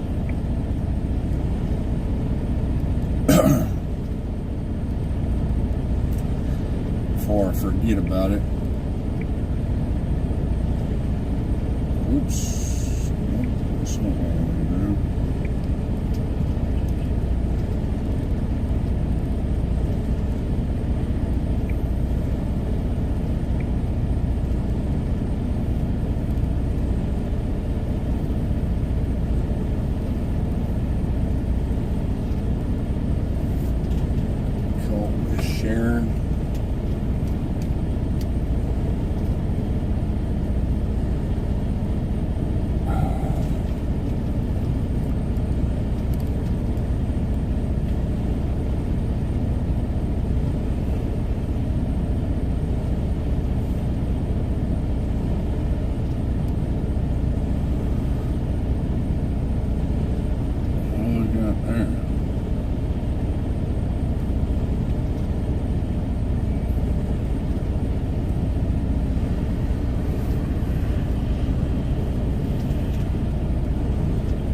So, another little thing, guys. I did get my cab card paid last night. Monday, I don't know what in the hell I was thinking. Okay? I thought my cab card expired. I mean, I had like 90-day grace period before it starts enforcement. But I thought my cab card expired on 12/31. I guess I was looking at the wrong thing.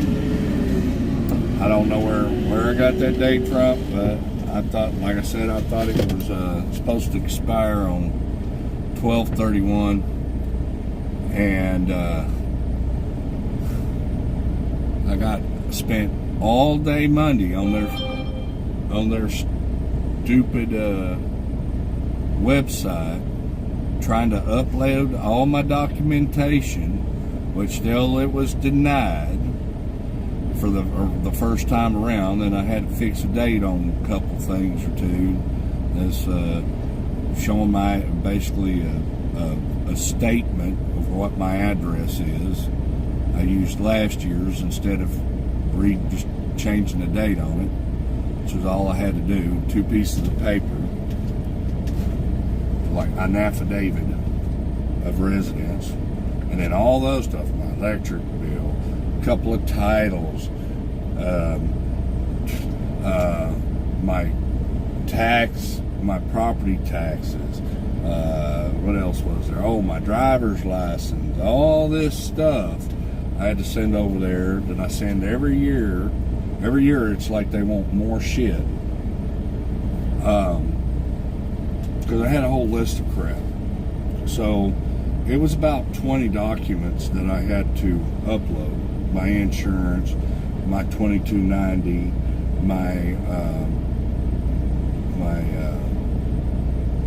what else was there? Oh, all kinds of stuff.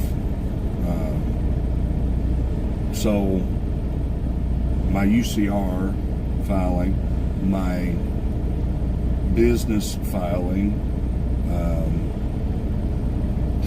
just all kinds of stuff. And their system is so outdated or whatever, it like scans for viruses. And so you're sitting there waiting for a document to upload. It literally took all day. And to upload these documents to their system to submit it. When I got it submitted the first time, it was probably about an hour or two, and it was denied. And I got a message, well, it was denied. So I fixed those documents, and I sent them again, and I couldn't get them to go through. Finally, at the end of the day, on Monday, I finally got them to go through. It was approved. And I thought I was going to have, my bill should have been $1,500 and some change for my tag, or it's basically like your tag on your vehicle, but it's called a cab card, because they share the tax revenue between every state. It's based off the amount of miles you drove in every state is how it works, and you get charged. So I get it approved, and when I clicked on it, it said $1,700 and something. And I was like, well, I thought the estimate was $1,500 and something. So when I opened it up, the breakdown of the billing, well, I got a penalty of $200. And I'm like, why did I get a penalty? I couldn't figure it out. I was looking around, and then I realized what the penalty was for, that my cab card actually had expired on October 31st.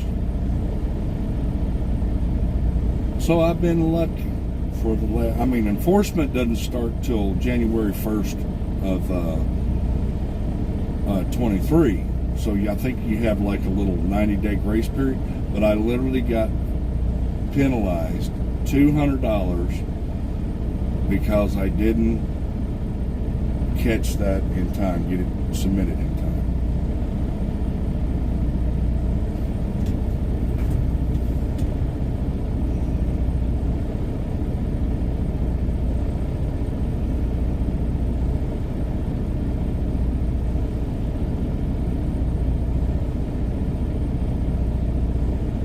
here's a question: did Carrie Lake do it, or are they just saying she withdrew it? That's the question. Because I very clearly heard Carrie Lake talking about, I want to say this morning, about her being subpoenaed and her having to go on the stand and swear in. So that's kind of weird.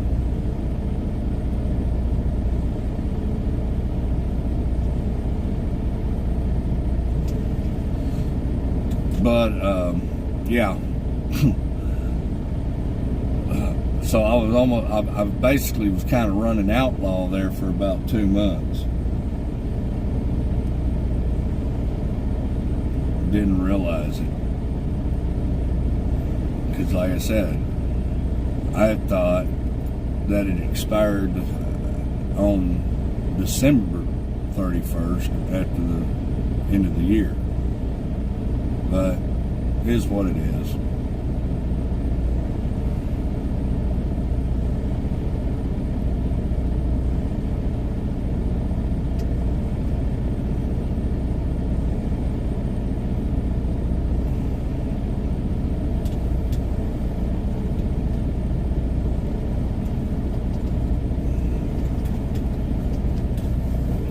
Call Miss Sharon here.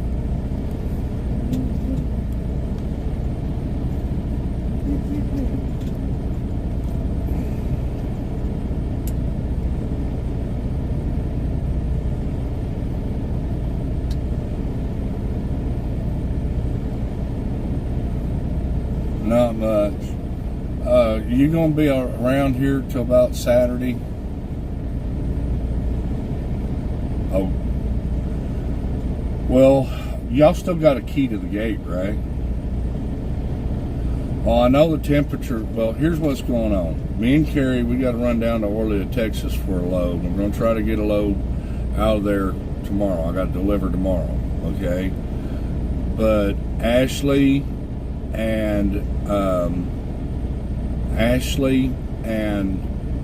JD are going to be leaving tomorrow sometime or another. I don't know what time. I know the temperature's supposed to be dropping, and I was wondering if maybe you or Harold, maybe we should have everything set up good, but maybe Friday morning.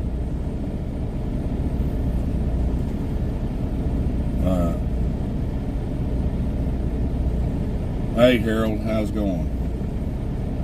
Hey, what's going on here is I got a load going down to Orlea, Texas. We're over here picking up right now. And tomorrow, sometime or another, Ashley and JD are supposed to be going to Texas for Christmas for the weekend.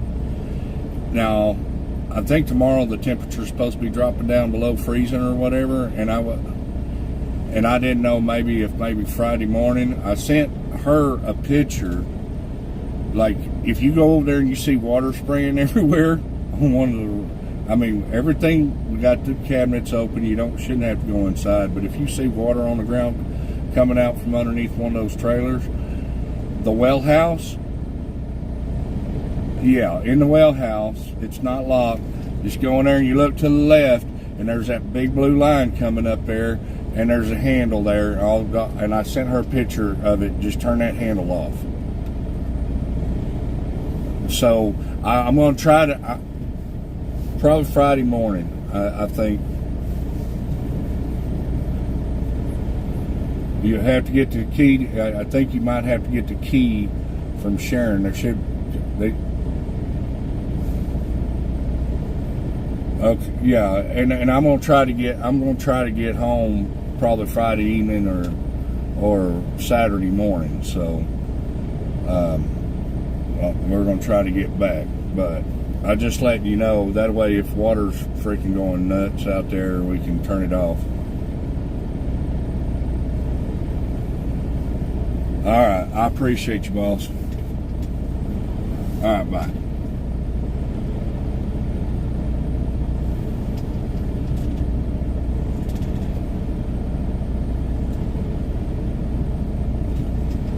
All right.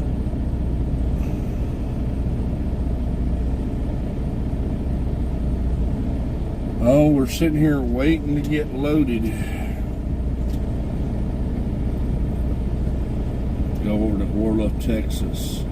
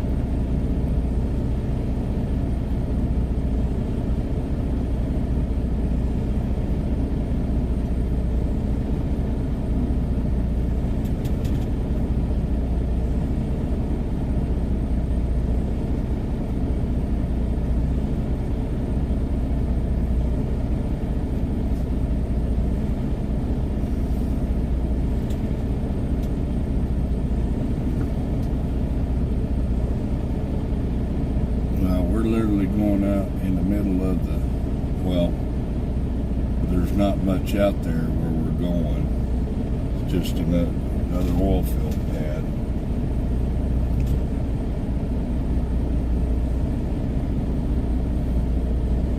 Man, I wish these guys would come on. It's 12:48.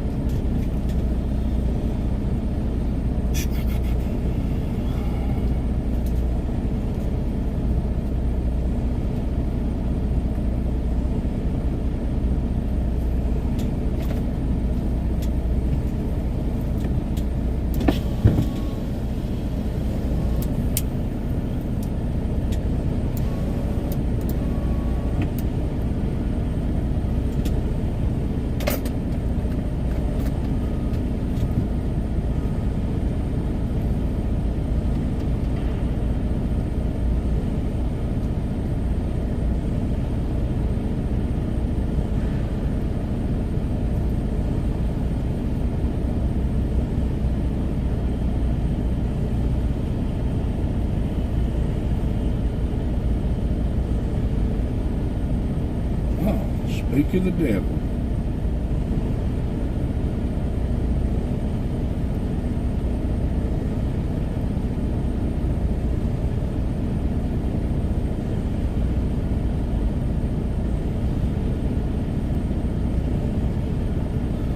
There they are right there with the lift.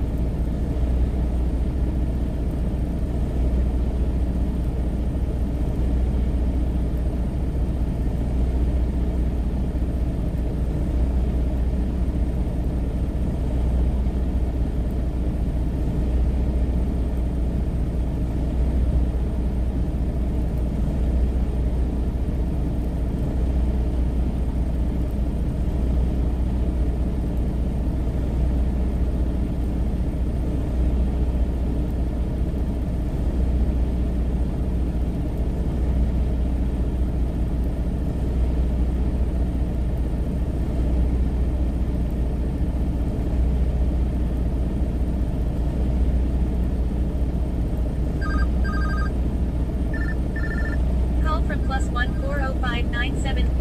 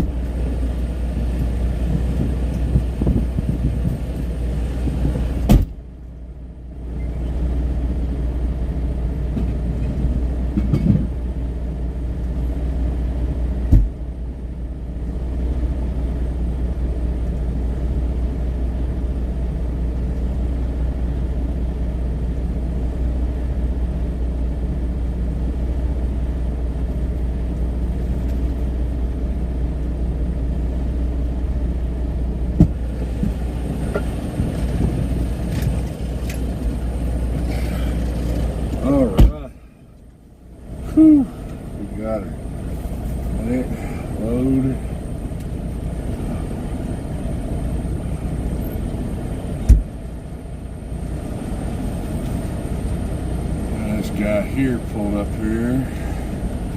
You keep blocking me a little bit.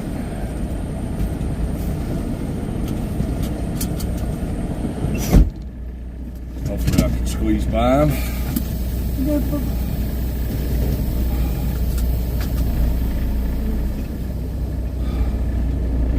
Text this guy, let him know we're loaded.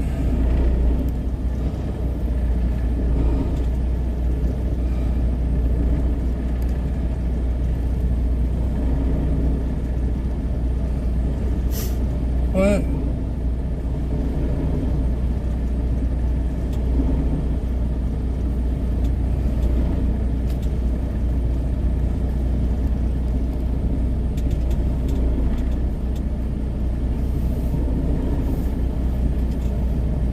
My disconnect.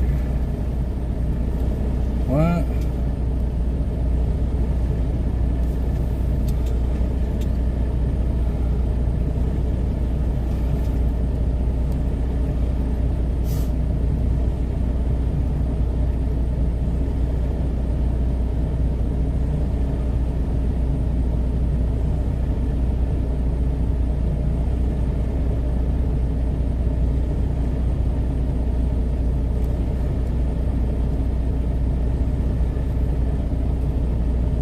Okay.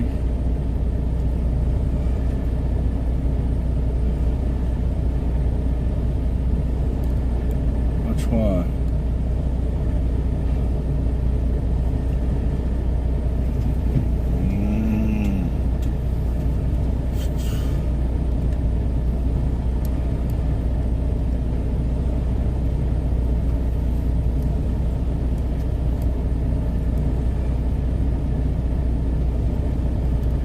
We're loaded, pulling out now to go to Broken Arrow.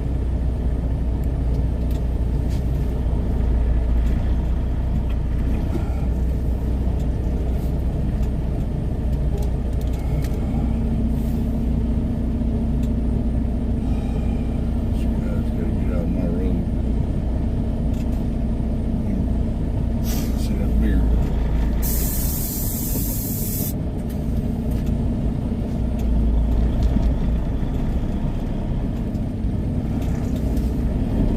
Righty.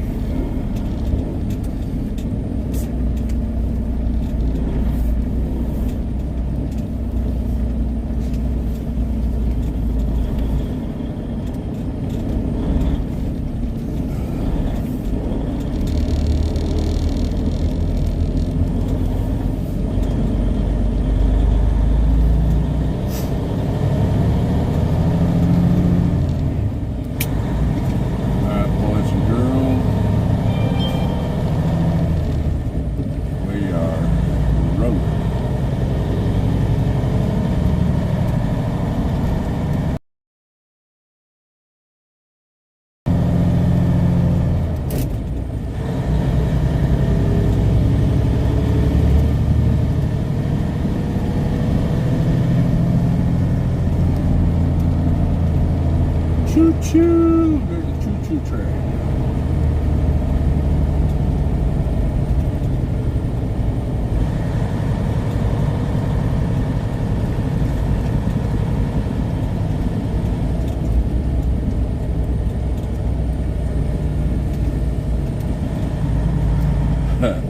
What's up, Grant?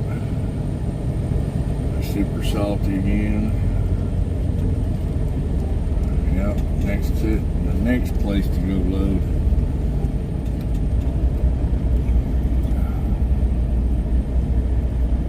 Ooh, look at that mess of shit he's got.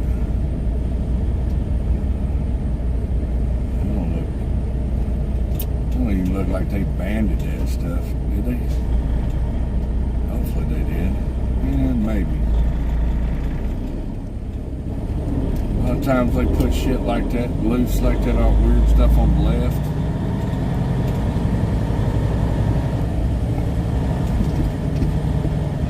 And nothing but a mess. Deal with it. Alright, I got to be able to see on the left.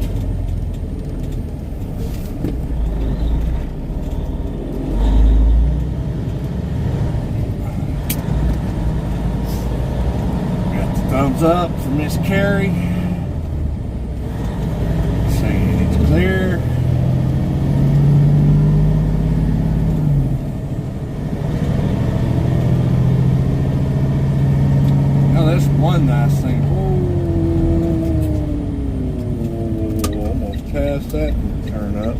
Oh. Whoopsie.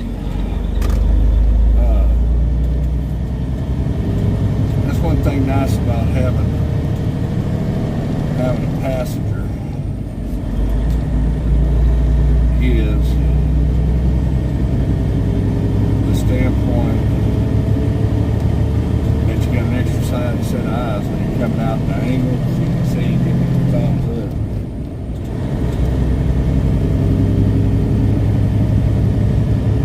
When I can go or not.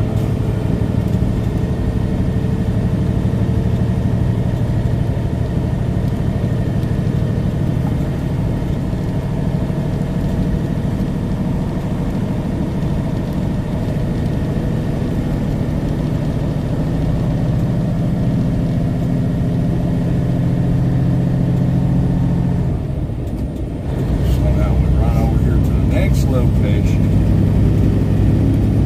He's gonna pick up the stuff over there.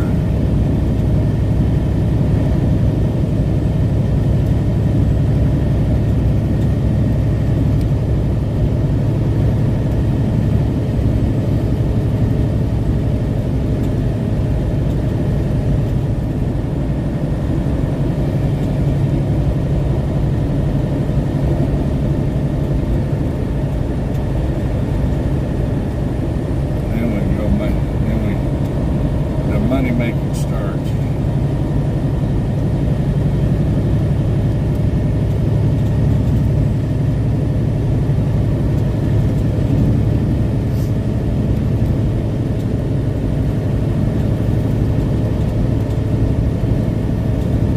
I mean, you know, what we're making on this load, this is literally, this right here, what we're making on this load today is what it should be, what we're doing here. I mean, I didn't negotiate nothing with him. He said $32.50. I'm like, I'm on it. I don't need to negotiate nothing. That load's paying good. It's paying better than good. And that's the way they should do. You know, the way we can keep on the road.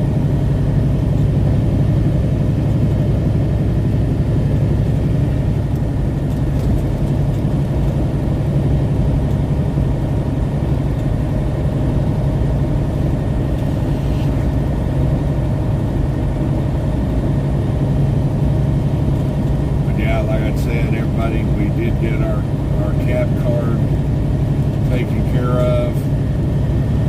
We're still behind in a few other bills, but by the grace of the Lord, we might be able to get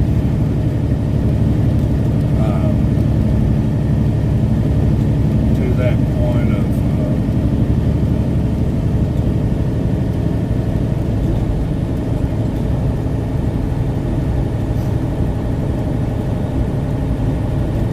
that point of where we don't have to worry about nothing else, you know. I mean, we got that taken care of next year. That was one of my biggies that I had to worry about. So, go on and get over here, get this taken care of, get this load done, and I'll be a couple days before we get paid on it, but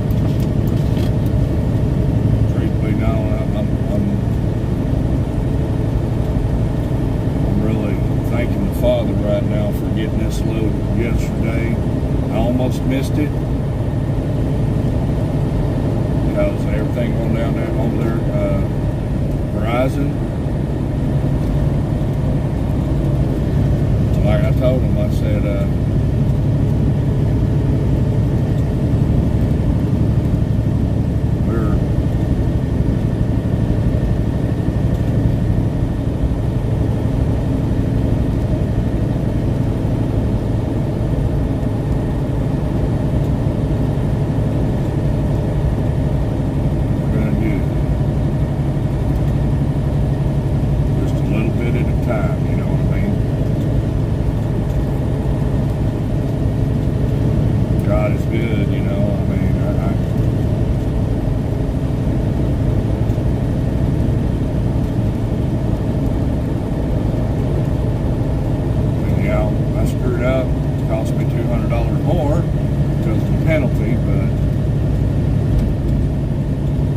my fault. I should have had it. Should have had it done and taken care of.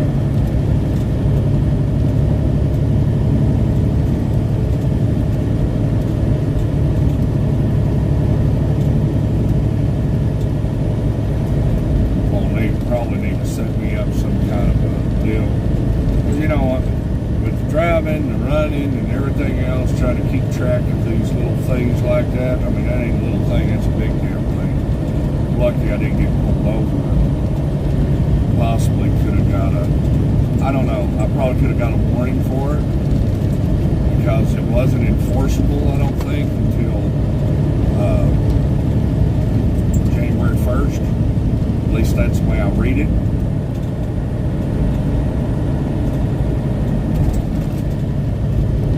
But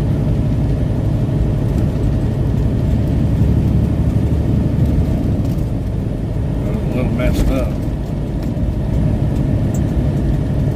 Got it approved for another year, you know.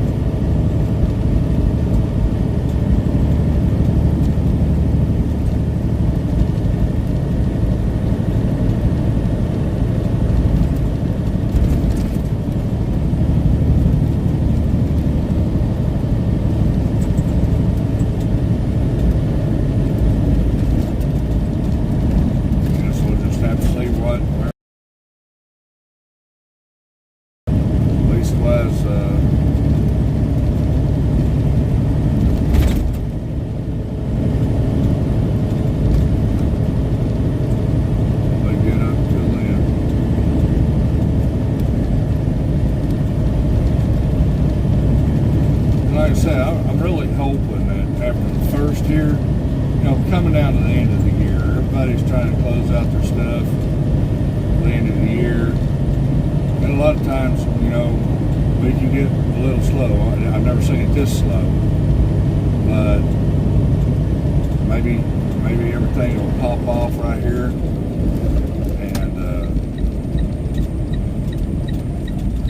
There'll be a lot more loads out there, a little bit more money on the loads and all that good stuff. Never know. Just gotta have the faith that everything will work out, right?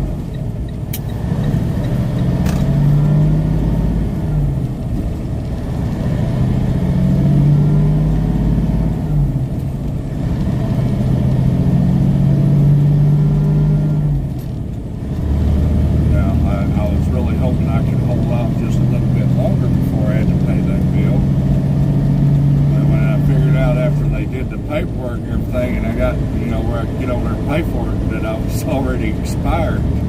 Because like I said, I thought I had 12/31. That was like an oh shit moment.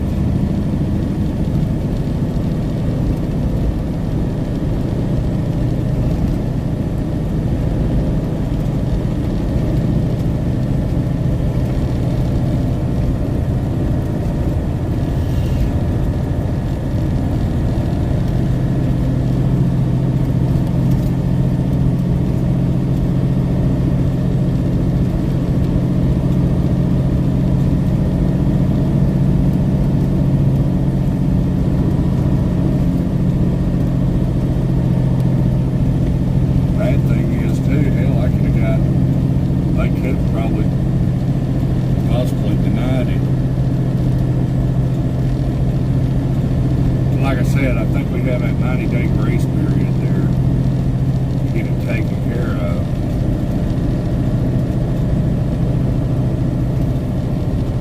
They damn sure didn't give you a grace period on a penalty, let's put it that way. They probably penalize you $100 a month if you're late.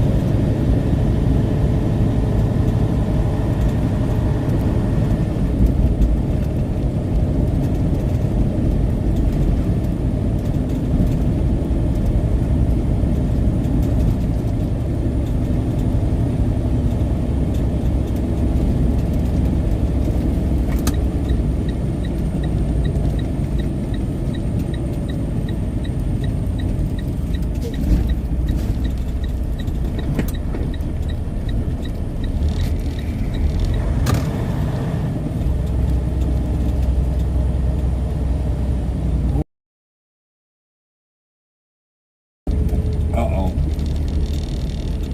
I think I screwed up. Oh, went to the wrong side. Oh well. Shit.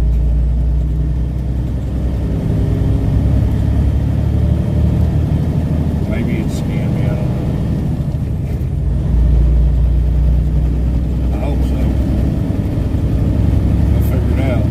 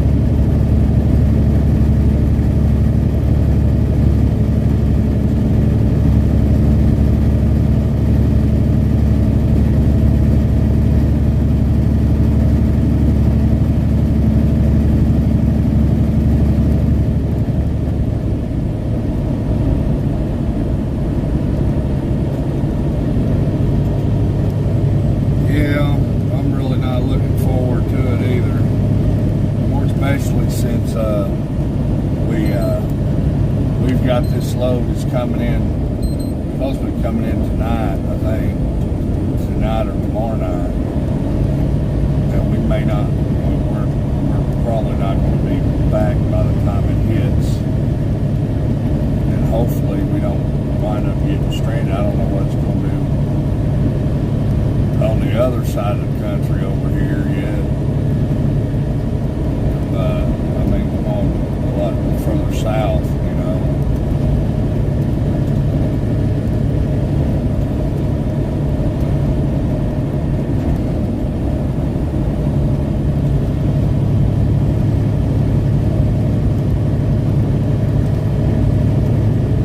And Ashley and JD are leaving tomorrow. At least we got Harold over there.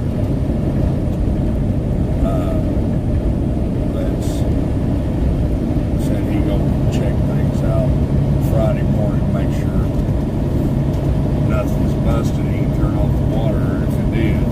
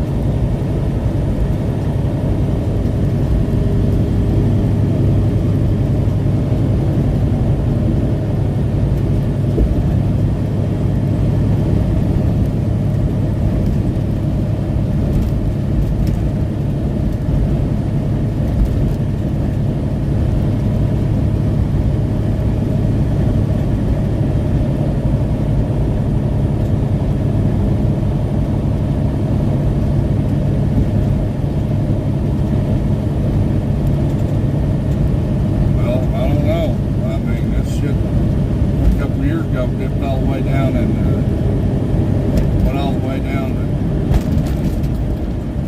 almost to Austin, San Antonio area.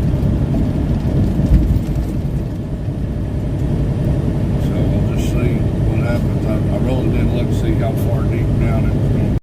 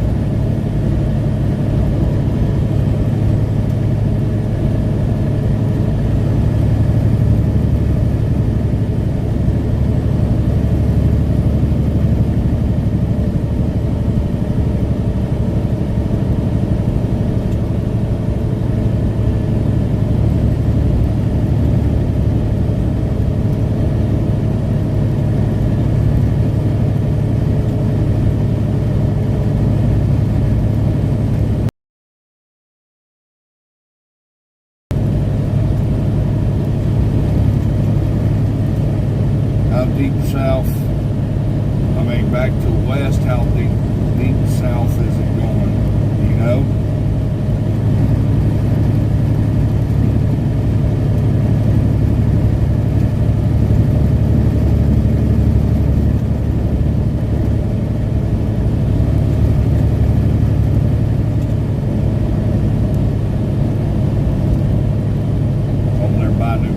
Mexico. Well, I'm going right over there by the corner of New Mexico, there in Texas, Orla, Texas.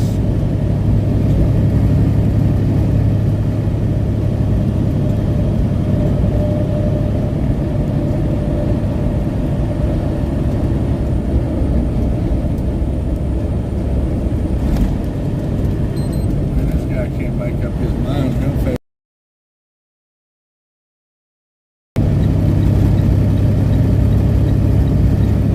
Around these boys.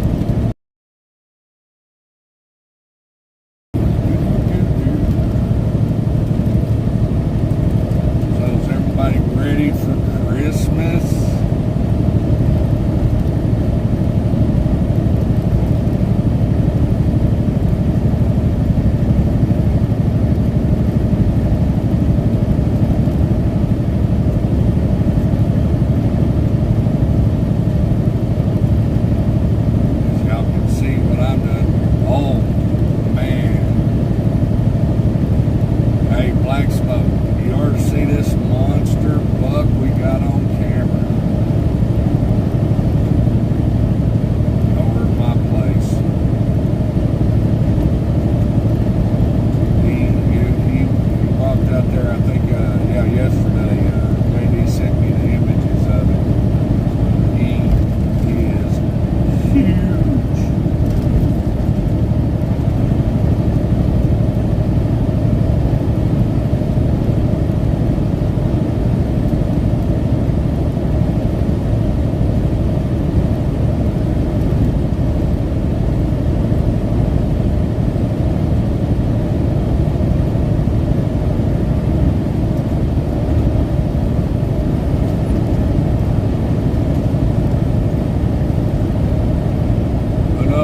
Get home, might just set it up and might go hunting.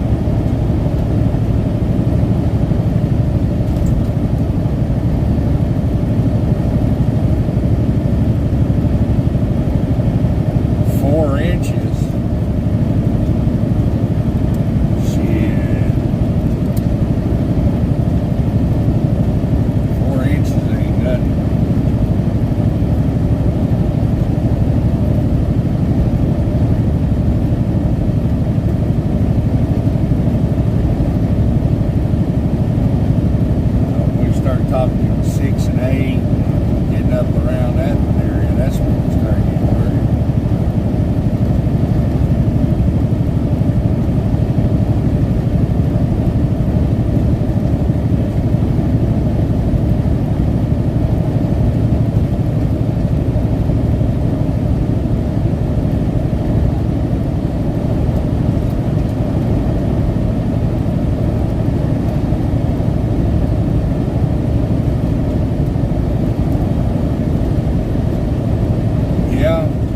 Give it a shot. I think deer season ends January 15th. Can't remember. I have to go back and look. I think we still got a little hunting time left.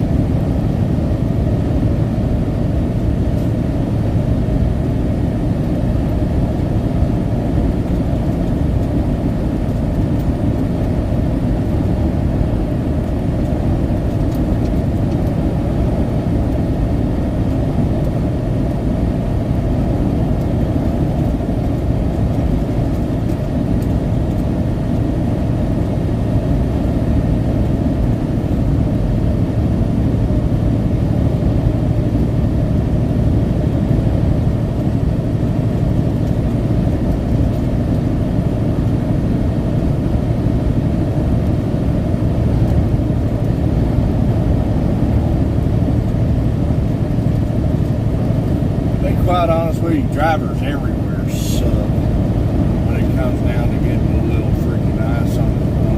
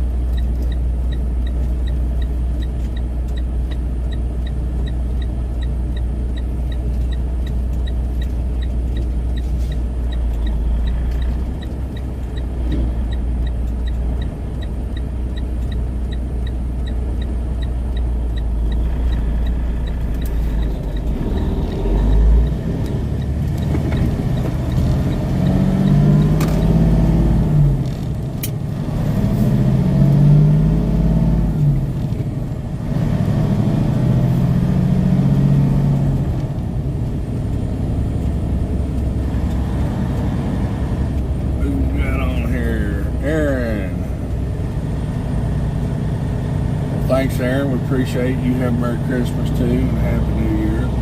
Stay safe.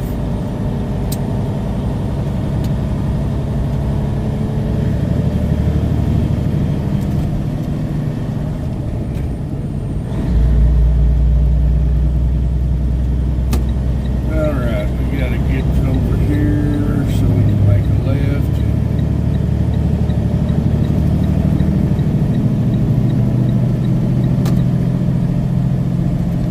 Zico.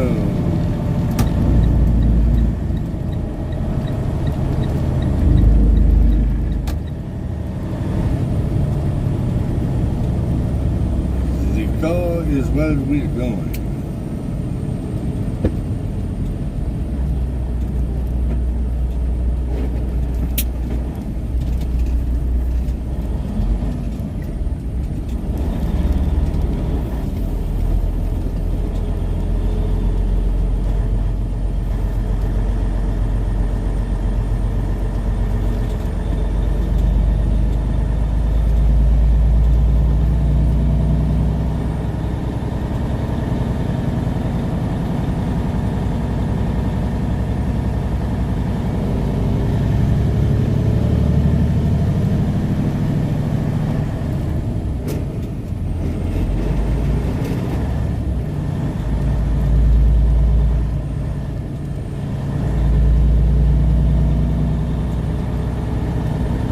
Shipping and receiving. On down here.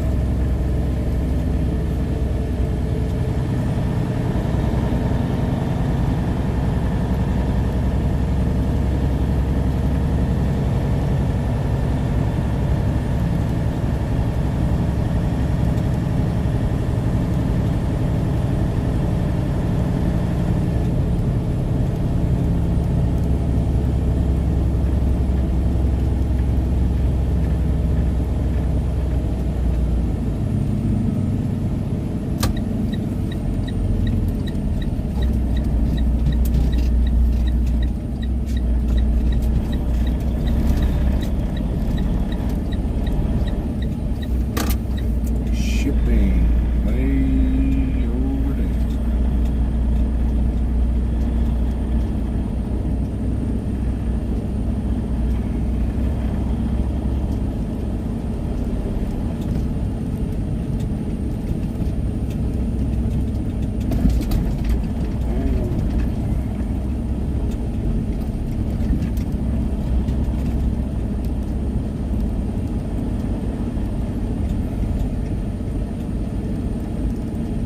Wonder what we're getting. Oh,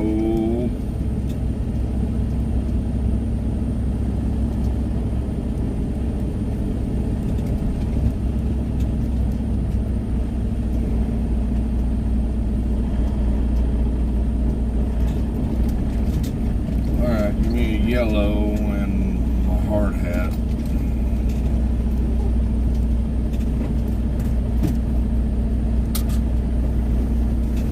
Never mind. Never mind. We're not wearing this shit.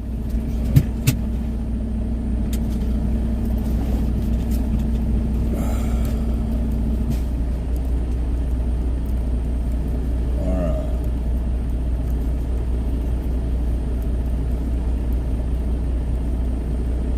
We are at the second pickup.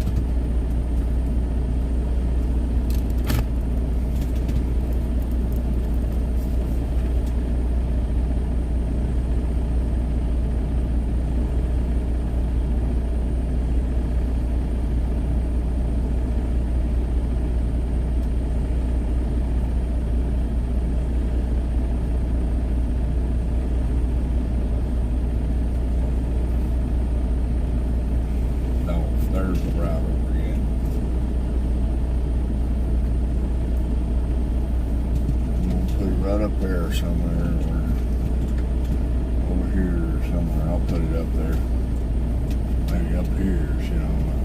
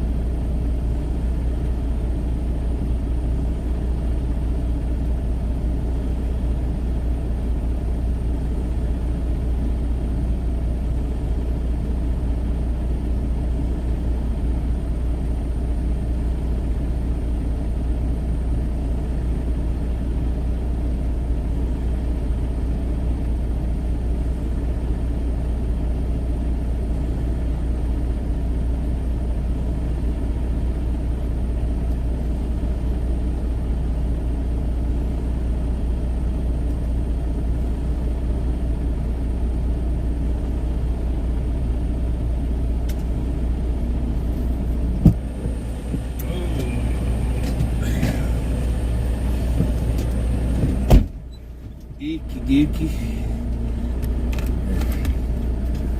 We're at the wrong spot. Gotta go to the other spot.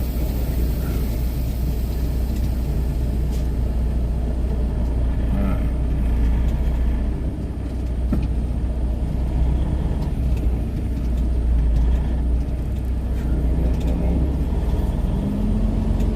Forky lift.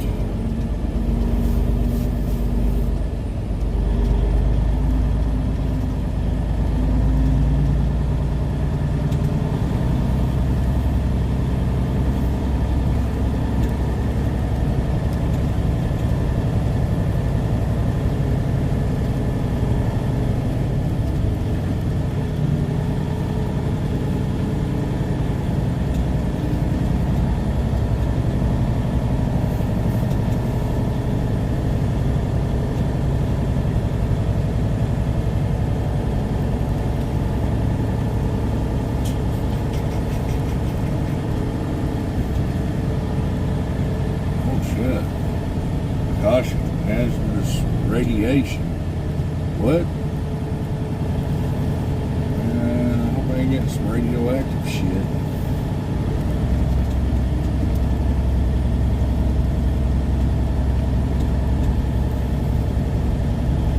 Don't want none of that.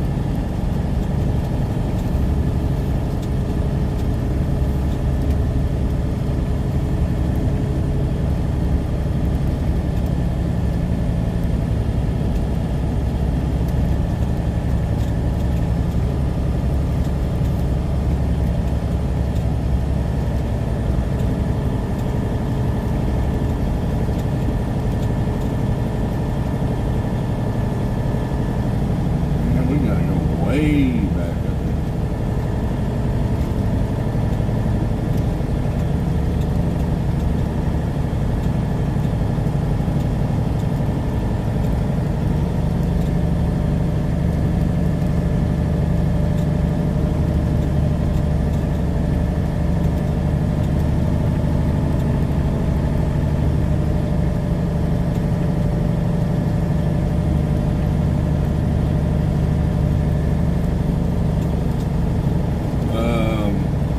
Right now on my phone.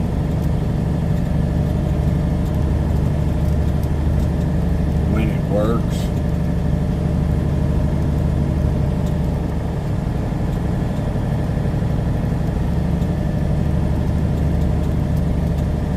Hey, there's this boat. Let's go boating. Let's go fishing.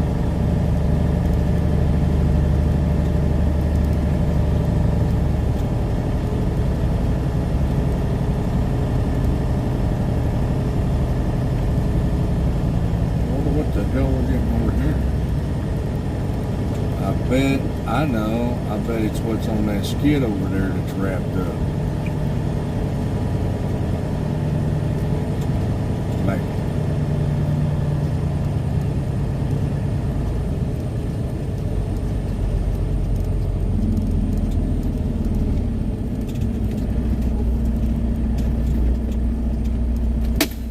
Maybe not. 1,400 pounds.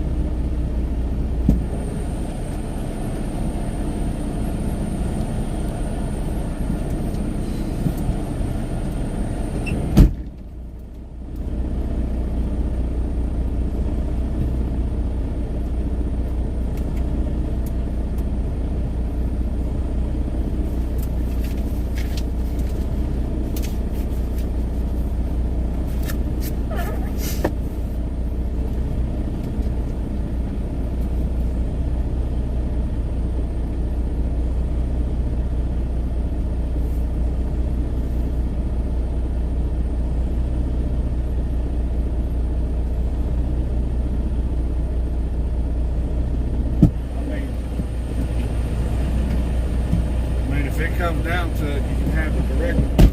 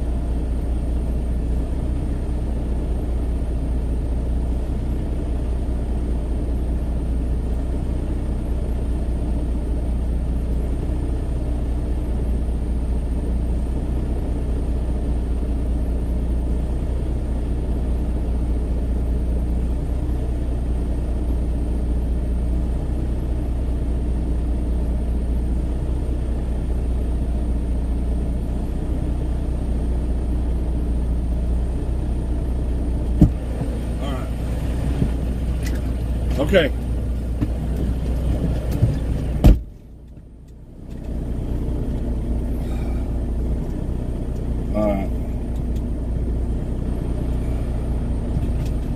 Okay. Bye.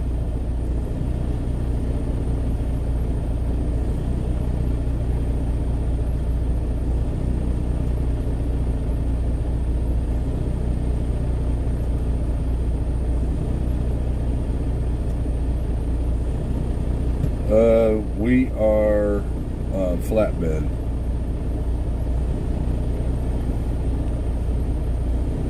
We're done loading. Waiting for this guy to text me something. A guy from Verizon just called me. Go back up and check.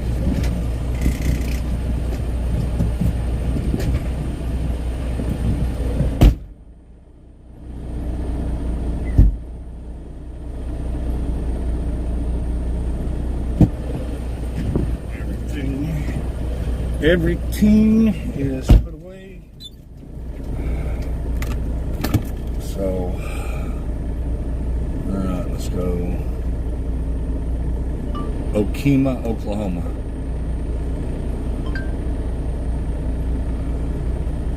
See what the quickest way is going to be.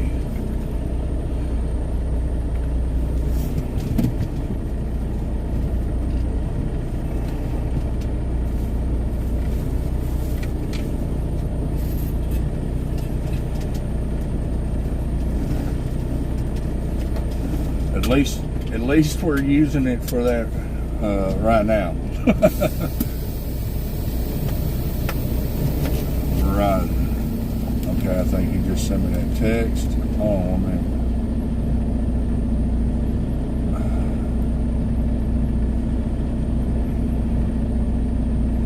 Verizon message. Go over here. Do. Sign. Okay. There we go.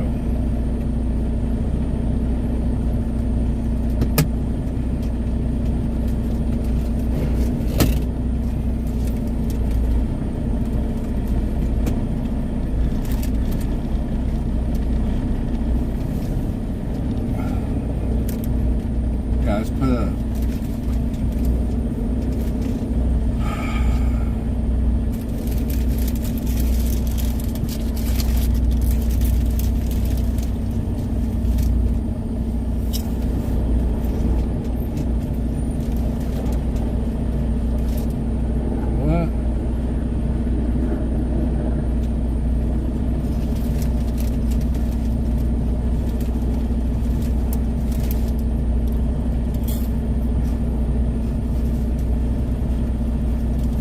Damn it, I need to text him and find out.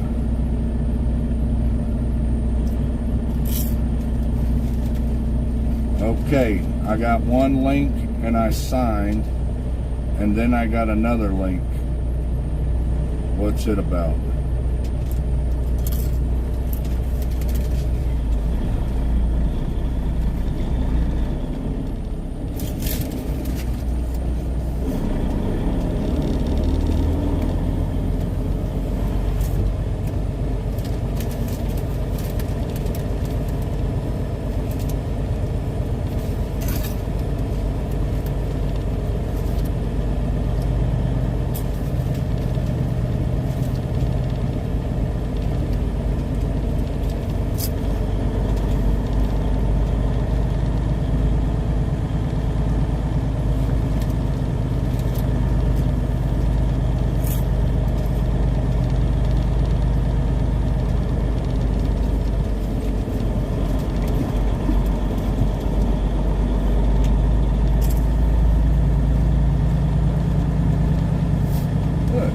All my chips.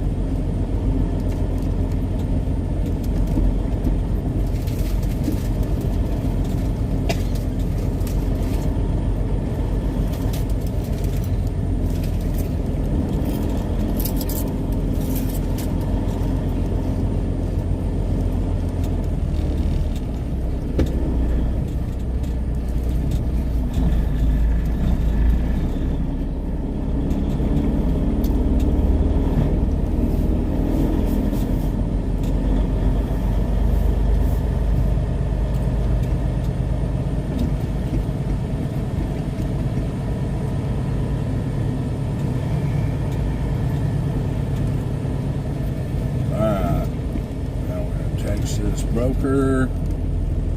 Let him know that we are loaded.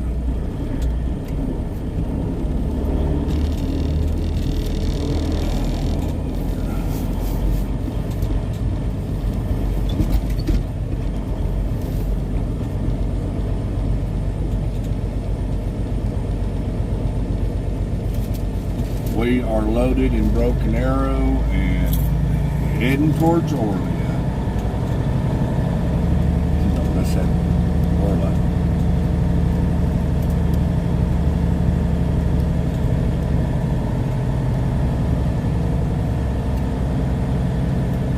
We got about 7.5 hours left. We got about 7.5 hours left of driving. Drive time.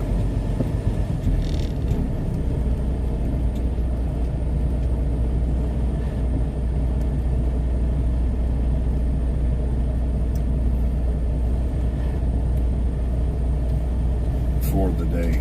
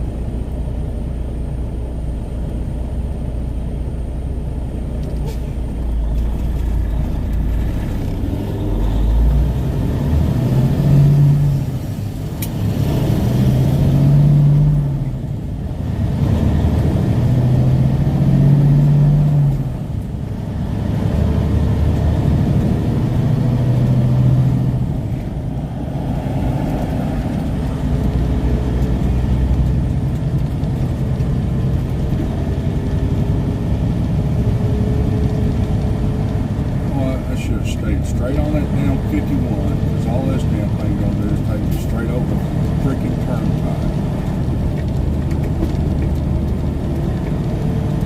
Oh, crap.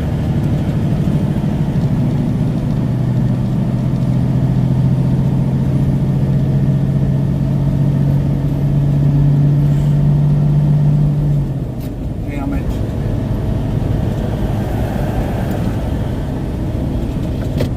Start sending this damn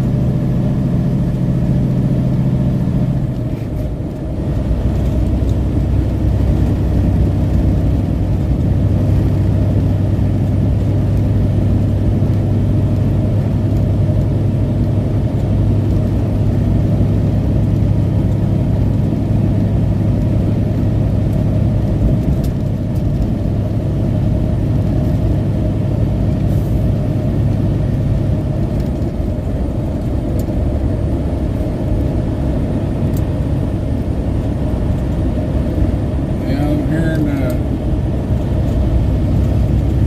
there's a lot of stuff going on the border there too. Coming out military planes, helicopters, and everything else going on.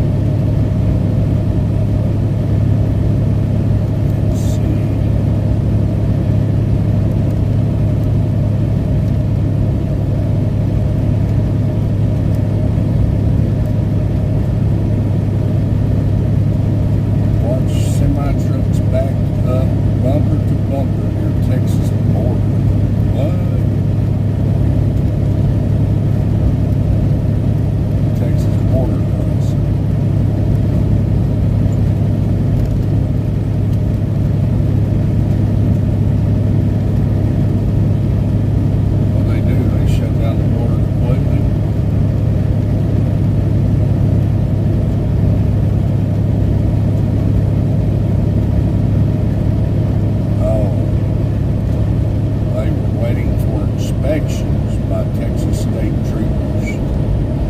The line started at the Santa Teresa port of entry and was backed up off Artcroft Upper Valley Road in El Paso, Texas. Reports that all trucks passing through Santa Teresa port of entry were diverted for inspection, leading to long lines. State troopers were also seen pulling semi-trucks off the side of the road for inspections.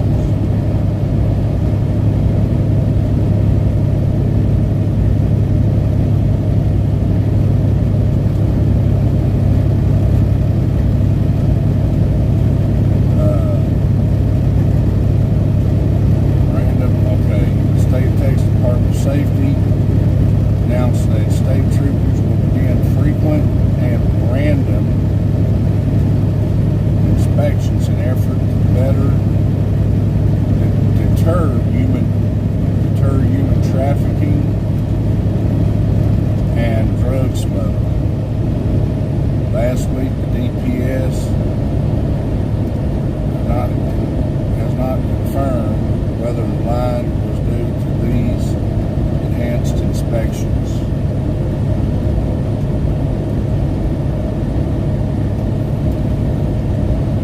I'm glad I run a flatbed.